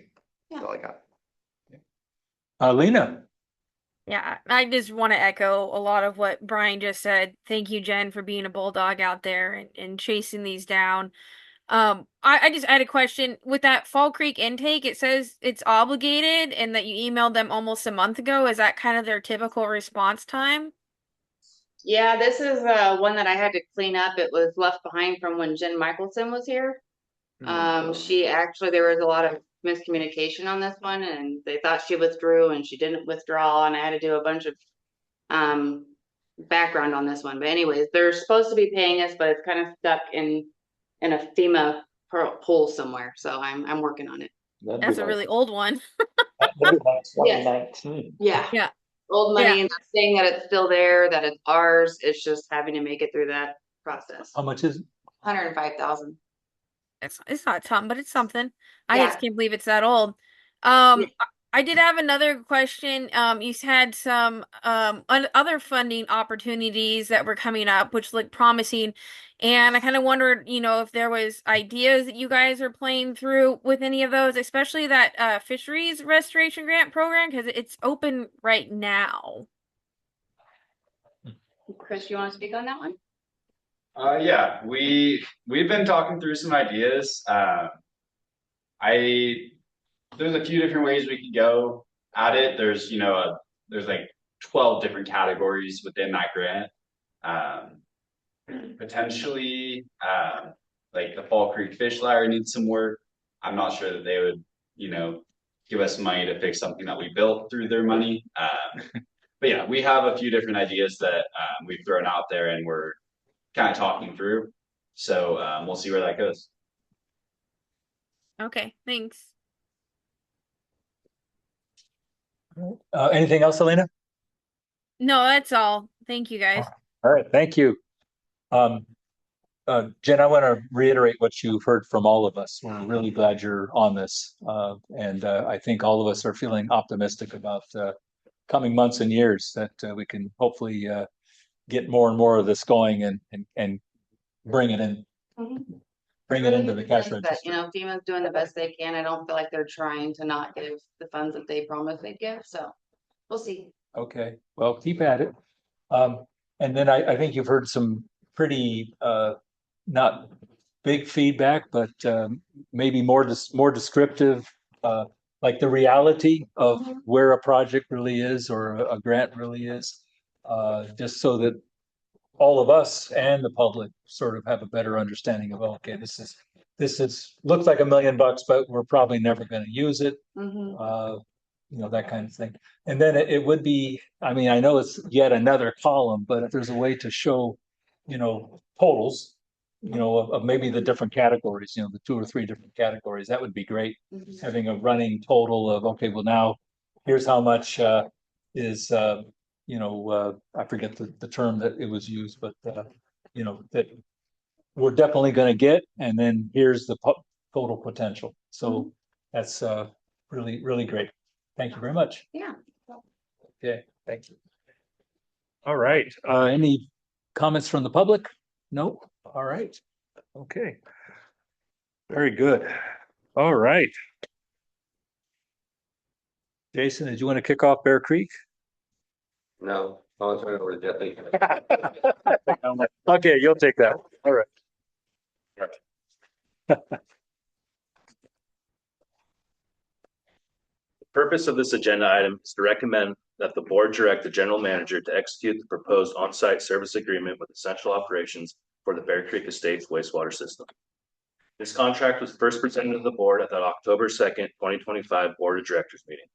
During that meeting, staff, the board, and members of the public discussed the proposed contract and the challenges facing the wastewater system. Ultimately, the board took no action and directed staff to hold a workshop to continue the conversation with its Bear Creek Estates wastewater customers.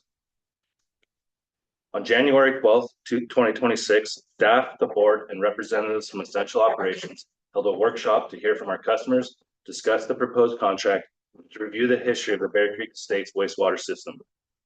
The meeting was productive. Staff gave a presentation on the history of the system and efforts made in the past to address the ongoing issues, most notably the district's inability to consistently meet the 50% total nitrogen reduction requirement at our wastewater treatment facility. Staff and essential operations were also able to listen to customers' concerns and comments while addressing questions from both the board and the public. After these discussions and further investigation, staff still strongly believes that moving forward with essential operations is the best course of action.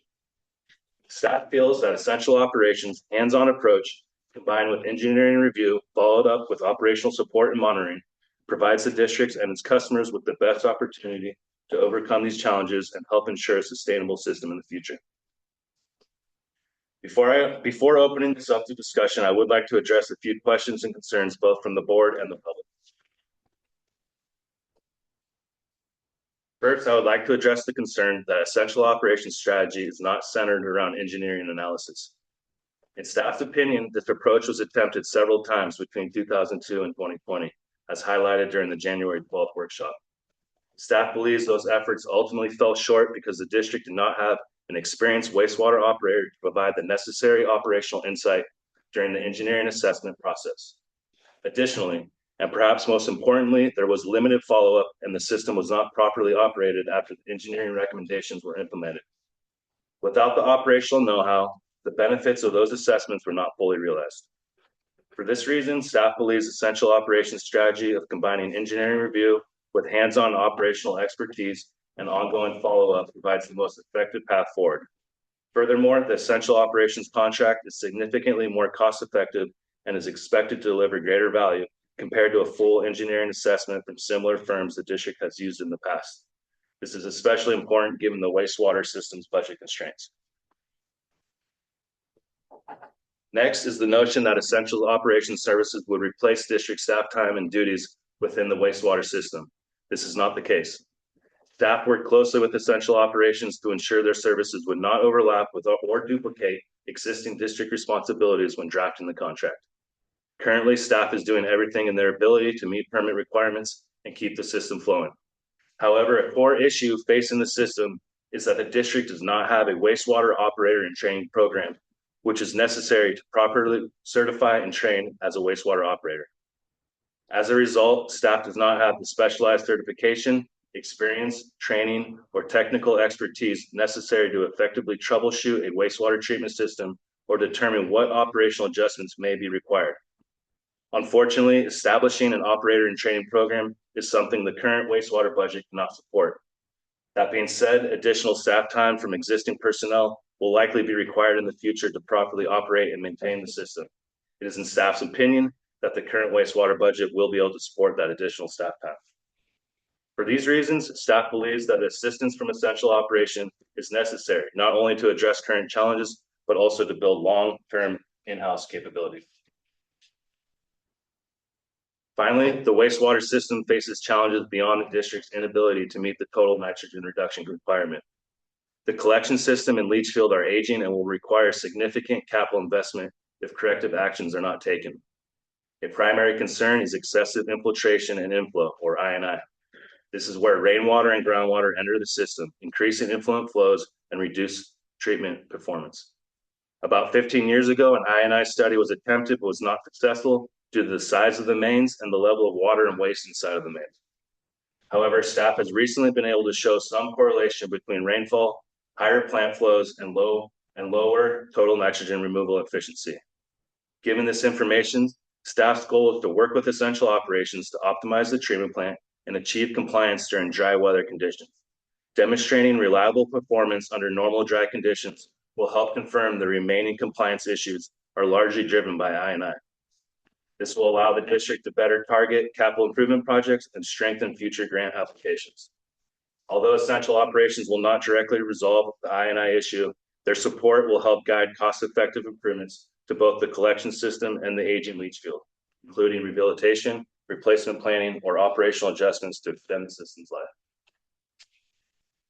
In conclusion, maintaining the current strategy and level of operations would continue to place strain on staff without a clear path to resolving the underlying challenges, and over time may make it difficult to sustain the level of service to our customers expect. A proactive effort to address the system's challenges while realistically accounting for the budgetary and staffing constraints is necessary. After several meetings and feedback we have received from their references, we are confident that executing this contract will prove to be the most effective and responsible path forward.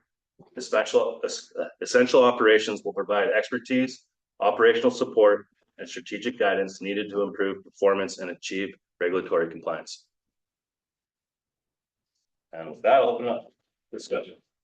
Thank you. Mark, why don't you? Sure. Yeah.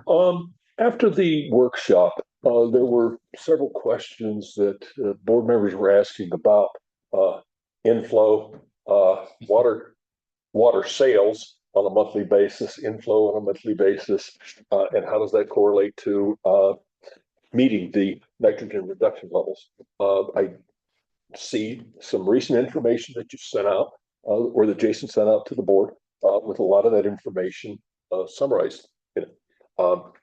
I can't pick up any correlations in it, but I see that you're responding to questions that came up from that workshop. I applaud that. Good. In a future memo, I'd recommend put some of that, including that. Put some of that in the memo. Tell us, what you've done, so that we and the public can see, hey, you're responding to questions. And with this and with what you're telling us, I'm in favor of moving ahead on the contract. I would still request, though, some short-term interim assessment, not a written report, not a full one. Just bring Central Operations representative back in here. Then I liked having him at the meeting and the input and the feel that I was getting from him. Have him come back in here after 3 or 4 months and tell us, here's what I see. Yeah, so it's definitely possible. Yeah. Okay.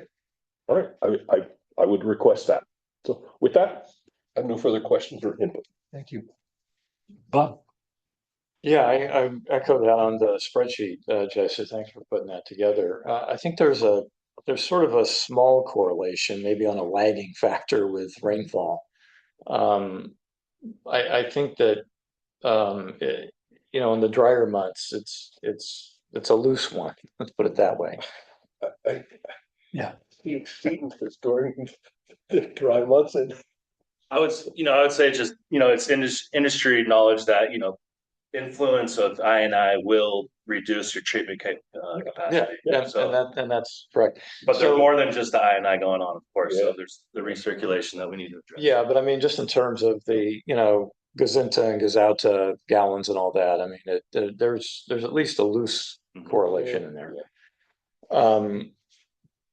And rainfall, of course, and delays of the rainfall and how saturated the ground is. My seasonal spring doesn't sprout until I think the 3rd or 4th rainfall, right?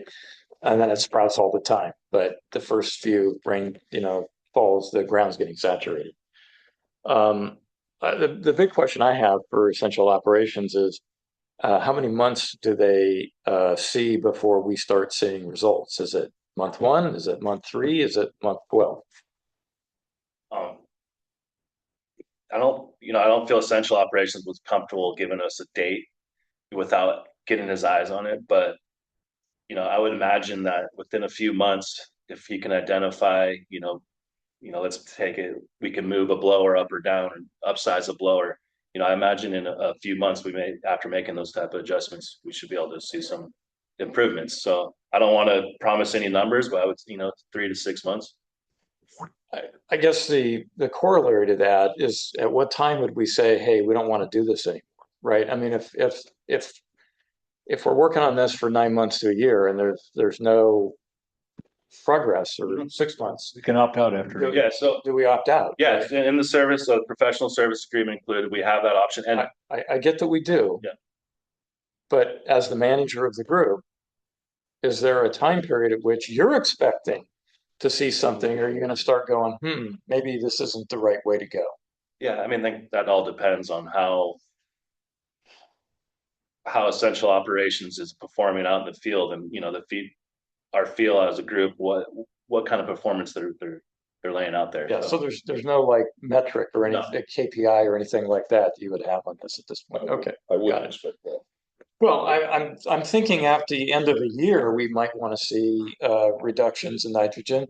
What about 11 months, 10 months, 9 months? You see what I mean? Right? Well, I would say like after 9 months, we're not happy with his performance at that time. But if after 9 months, if we see he's on the verge of getting somewhere, making these improvements, I would, so Okay. I think it really depends on. All right, but you're gonna stay on top of that for sure, right? Yeah. Okay. The other thing that, the bigger meta question is, okay, we want to get to 50%. That's great, but that doesn't solve the fact that that's a failing system. And probably needs some significant work.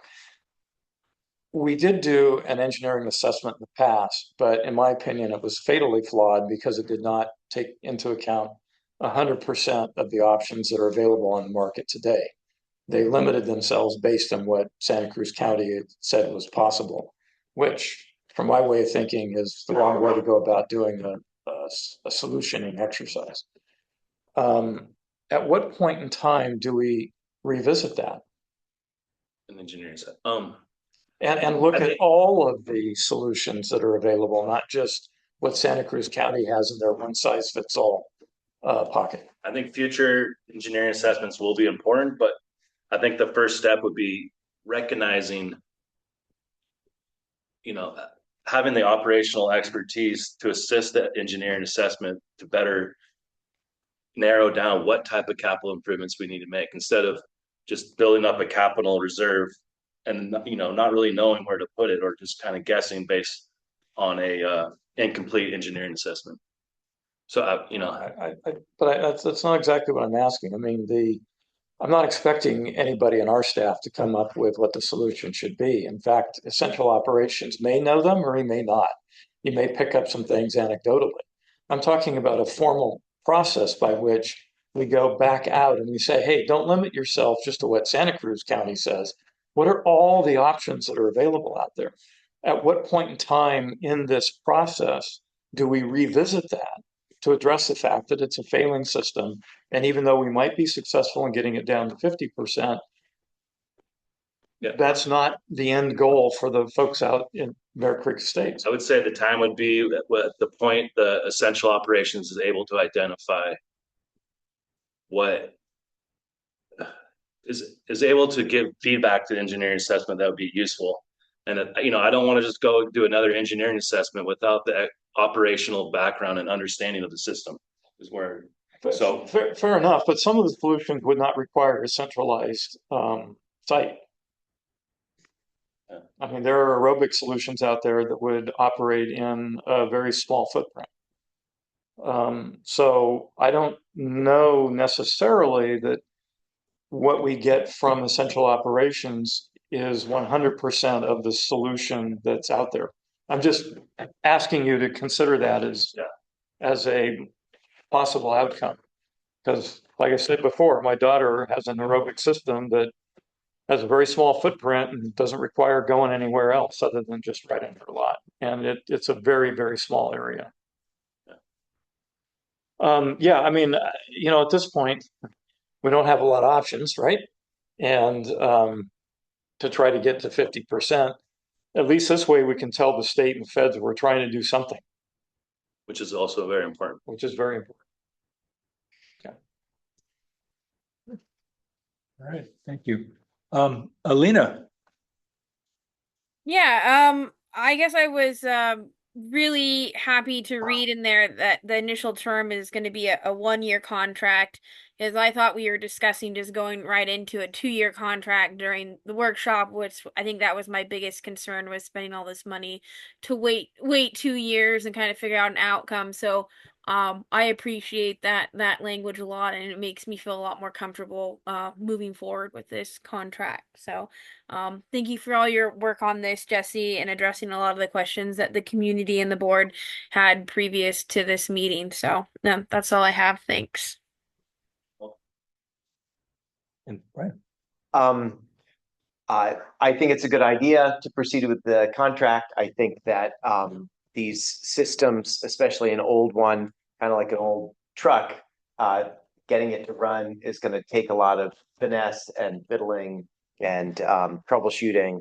And I guess to that end, as I understand it, once these services are complete, it's going to be on us. Hopefully we get the thing up and running. And then keeping it running is going to require, to that end, I would encourage you to have a designee on your staff who is, and maybe a couple who, Yeah, we're already working on that. you know, and who want to do this. Wastewater is a little different than drinking water. So, And so having a good attitude is, yeah, we have a treatment operator that's been with the district for a long time, and I want to call him our expert in the wastewater, but he has the most knowledge of that system. So, I kind of see him as being the lead, and then other operators working under him, because I don't want it just to be on one person, all the knowledge to be on one person, and then maybe when that next person, they can bring another guy on, and that way the whole operator team at that point will be. But I think that's one of the biggest benefits I see with essential operations is just that their ability to train our staff. And so when they leave, we will have an operations maintenance plan, and we'll actually, have specific maintenance, we know we can do and monitor, and extra monitoring we can do. So if we see, something start falling out of line, hey, there's an issue. We can jump on it right away instead of right now, if something falls out, we're not even monitoring that. Right. We're not knowing. So. Yep. Yeah, and my other what I anticipate is that the solution, the dry weather solution, will likely involve getting a lot of oxygen into the system, and that means a lot of vapors going into the surrounding countryside. And I don't know if anyone lives near the facility, close enough or downwind. I mean, sound has been an issue in the past. I haven't heard any complaints about smell, but I have had complaints about sounds. Right. So at any rate, that might be a thing, because my understanding is that you just got to get a lot of oxygen in there to convert everything to nitrate, and then the system should work better. And then so I guess what I anticipate is that we'll go through this dry season, hopefully get the thing up and running, and then see during the next winter whether it starts to falter as the INI increases again. And then if it works well without that, I guess there's a temperature effect, but then that might call towards solutions of whether, are you fixing the wastewater treatment facility, or are you fixing the pipelines that feed it, and getting rid of that extra water. And, as I mentioned, I think the ability to show, like, hey, we got the treatment system working, but now that we have the high level at INI, it's not working. That may, now we can say, we know this is the problem. It may be easier to get grant funding for that one, instead of just, hey, can we have some money to throw around and see if we can get working? So sure. Right. Yeah, so that's all I have. I think it's a good idea, all in all. Thank you. I agree. This really appreciate the more complete table. Really interesting and helpful. And I guess what I was struck about listening to Terry last time was that, to use your analogy, Brian, of getting an old jalopy to work. I mean, sometimes, it's a little bit of kicking the bucket, and just, it's kind of an art, not always a science. And I get the feeling that Terry really gets in there and tries to just figure it out and tries things. And so I would hope that he is able to, during the dry season, to show improvement. And also I would greatly encourage you and your staff to pick his brain all the time, because he probably also has ideas about, in the future, what would be other alternatives long run that we might want to look at, to Bob's point about longer term capital or engineering assessments. Yeah, right. We're planning on having weekly meetings with them, and training is part of the contract as well. So right. Yeah, absolutely. Yeah, because it may only be the INI, or it may be something more fundamental, whatever, I don't know. But no, it's really good. I think it sounds like we're all in support of this. Did any directors have any other comments? Otherwise, we'll open it to the public. No public? Okay. Guess we should have a motion to approve the essential operations contract. Can I say so moved? So moved, yes, as proposed. Well, there's actually more things that you have to say. Okay. Okay. You want to say it, Bob? Well, I want to give Brian the opportunity. If you click on the agenda item, you'll see Okay. the recommended. Here. Thank you. Okay, yeah. So moved as Barbara was blanching there. I move that we direct the general manager to execute the contract agreement with Essential Operations not to exceed 77,260 and authorize the general manager to execute non-substantive modifications as necessary and adopt a resolution amending the wastewater fund budget. I'll second. President Russ, Yes. Vice President Lane, Yes. Director Largay, Yes. Director Smalley, Yes. and Director Fultz. Yes. The motion's passed and a resolution will be adopted. Great. Okay. Thank you for keeping me on the straight and narrow. Okay. And we've tabled 11D for a future time. Because we're on the consent agenda. Remind me what we need to do on these. Ask if anything would be pulled. I'm sorry? Ask if any directors want anything pulled. Ah, Right. okay. Are there any director comments? I guess we can go through each of them. Yes. Yep. Okay, Bob. 12C and 12D. 12C and But 12D. for just Ah, really brief reasons. So, okay. Well, see, 12C. yes, I'd like to talk about that also. Okay. All right. Any comments or modifications to the Bear Creek workshop that we had or the board minutes? No. No? Okay. Then we'll go to 12C. Bob, you want to kick that off? yeah, so this is just related to finances. So, Jason, you'd sent us a spreadsheet, I think earlier today or yesterday of the capital projects, which is really good, going down the right path on it. I wanted to clarify though, when I look at the Brookdale tab, I'm showing design of 75,000 and construction of 750,000. Is that design? Does that mean the 67,000 plus another 8,000, or is this another line item? So the 67,000 also includes construction phase support.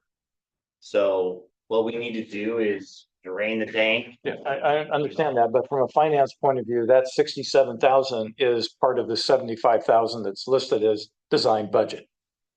That sounds appropriate, yes. Okay, so there won't be any other design work that needs to be done in preparation for doing the actual recoding. That would exceed a $75,000 budget, which means you have $8,000 left. So what my intent is for us to hire the coding consultant to assist the district staff with their expertise. And then for staff to prepare the RFP for the coding contractor to bid. And so that's the intent, is that the remaining money would be for district staff. Okay, and so the $67,000 then includes that expertise that he will then apply for helping you with the RFP. Correct. Okay. All right, so and it's also includes inspection services during construction. Okay, so the word design, I think, is what threw me off a little bit, right? Because what it really is it's tank assessment, help with the RFP.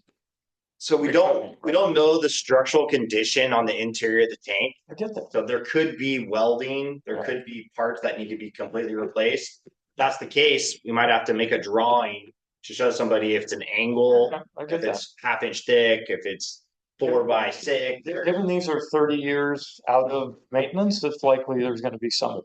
Staff anticipates it would be a replacing kind in most instances. Yeah.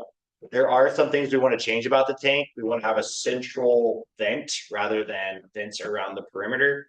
So all I'm saying is that this here, very helpful. Understanding what goes into the line items relative to when you bring things to the board would be really helpful.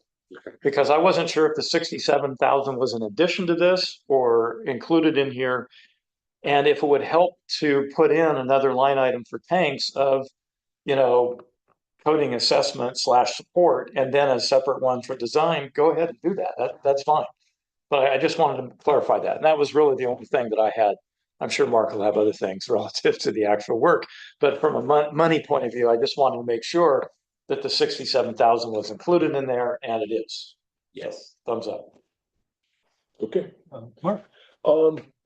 Mine is directed to budget, not the actual work. Okay. So we're taking or you're recommending a consultant that's 67,000. Yes. Over a consultant that price was 40,000. Yes. And I saw the evaluations that you did. Personally, I think that the cost factoring on those is not weighted significantly enough, and that it should be higher than that. In particular, when I was in the realm of reviewing proposals like this, I found it difficult to assess quality of staff at this level, at the technician levels, where a lot of what we're dealing, what the staff will bring, or the consultants will bring to us. I had difficulty doing that. And the quality of staff is almost, in your evaluation, almost as high as the cost factor.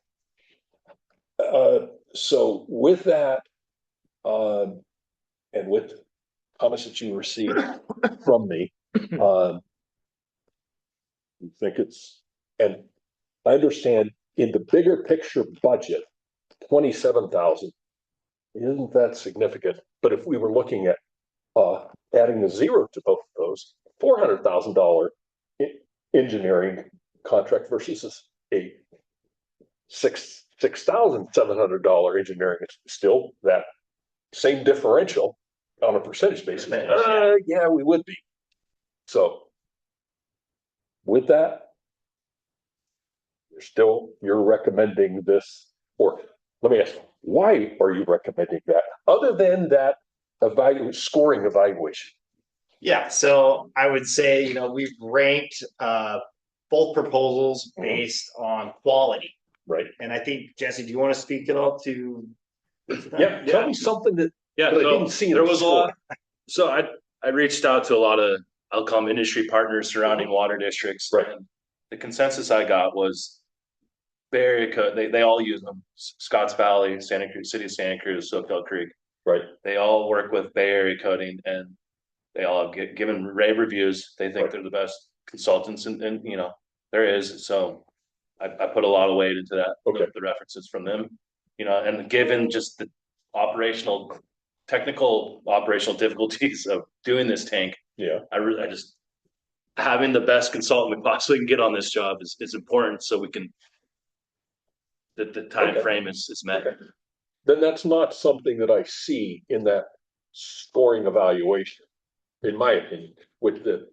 I didn't see a significant difference in it. So okay, I'm happy to hear that then. All right, thanks. No problem. Okay. Brian, did you have any? I do not have any No? questions. Okay. Alina, I assume no comments? No comments. Okay. I appreciate the discussion I just heard from both Bob and Mark. That makes a lot of sense to me. So thank you. And yes, we can now move on to consent agenda for. I think we should. You pull us, they have to make a motion. Exactly. Okay. So I'm pulling it up now to see. You're gonna do that? All right. Yes. Did we ask for public comment? Nope. Thank you. Any public? None. Okay. All right. I'll make the motion that the board directs the general manager to execute a professional services agreement with Bay Area Coding Consultants for coding inspection assistance for the Brookdale tank recoding project in an amount not to exceed $67,711, and authorize the general manager to execute non-substantive modifications as necessary. Second. Okay. President Russ, Yes. Vice President Lang, Yes. Director Largay, Yes. Director Smalley, Yes. and Director Foltz. Yes. Motion is passed. Thank you. All right, let's move on to 12D. Mark, was it you that had some? No. No. It was Paul, was Bob. that you? Yeah, just a couple Okay, of all right. quick points. On CCO 9, the reinforcement, is that a legacy thing? And that we have changed that as a standard, have we not? So we have updated our standard detail, but we haven't adopted the standard detail with that yet. We have included that in the Highland Tank project and in the Redwood Park and Echo Tank project.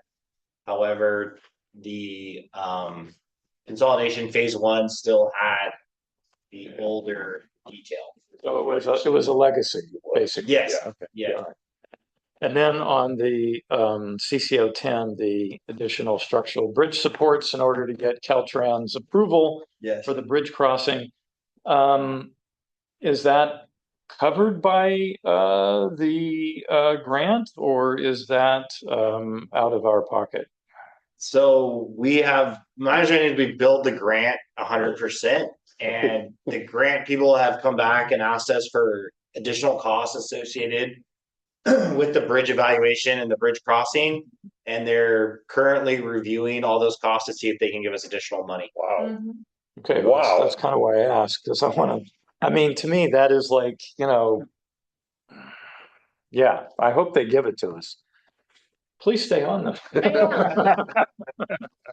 Okay. I'm just bothering him today, actually. Oh, that's fantastic. We have the right person to follow through on that. So if you can get the days receivable under 30, you're in really good shape. I'll So, try. yeah. Okay, well, that was all I had. So, yeah. That's good. Thank you. Any other comments from any directors? No public? All right. Bob, you want to make a? Sure, I move that the board directs the general manager to execute contract change orders 9, 10, and 11 for payment to Anderson Pacific Engineering Construction, Inc. for the district's water system consolidation project in the sum of $94,103, increasing the not to exceed contract amount from $3,526,296 to $3,620,399. I'll second that. President Russ, Yes. Vice President Lane, Yes. Director Largay, Yes. Director Smalley, Yes. and Director Foltz. Yes. Motion has passed. Thank you. Okay, very good. See that we have no district reports at the time. That's correct. And we have a written communications regarding the Haven development. Anyone want to make comments? No, no public comments, Scott? No one? Okay. Wow. All right. I think that wraps it up. No informational, so move that we adjourn. Okay. Thank you, everybody. Thank you. All right. Thank you. Good night, all. Good night. Yep. Thank you, Barbara. Thanks for everything, Barbara. Yeah. Thanks, Gage. See you guys in 2 weeks. Nice to meet you. See you next time. All right. All right. Bye, everybody.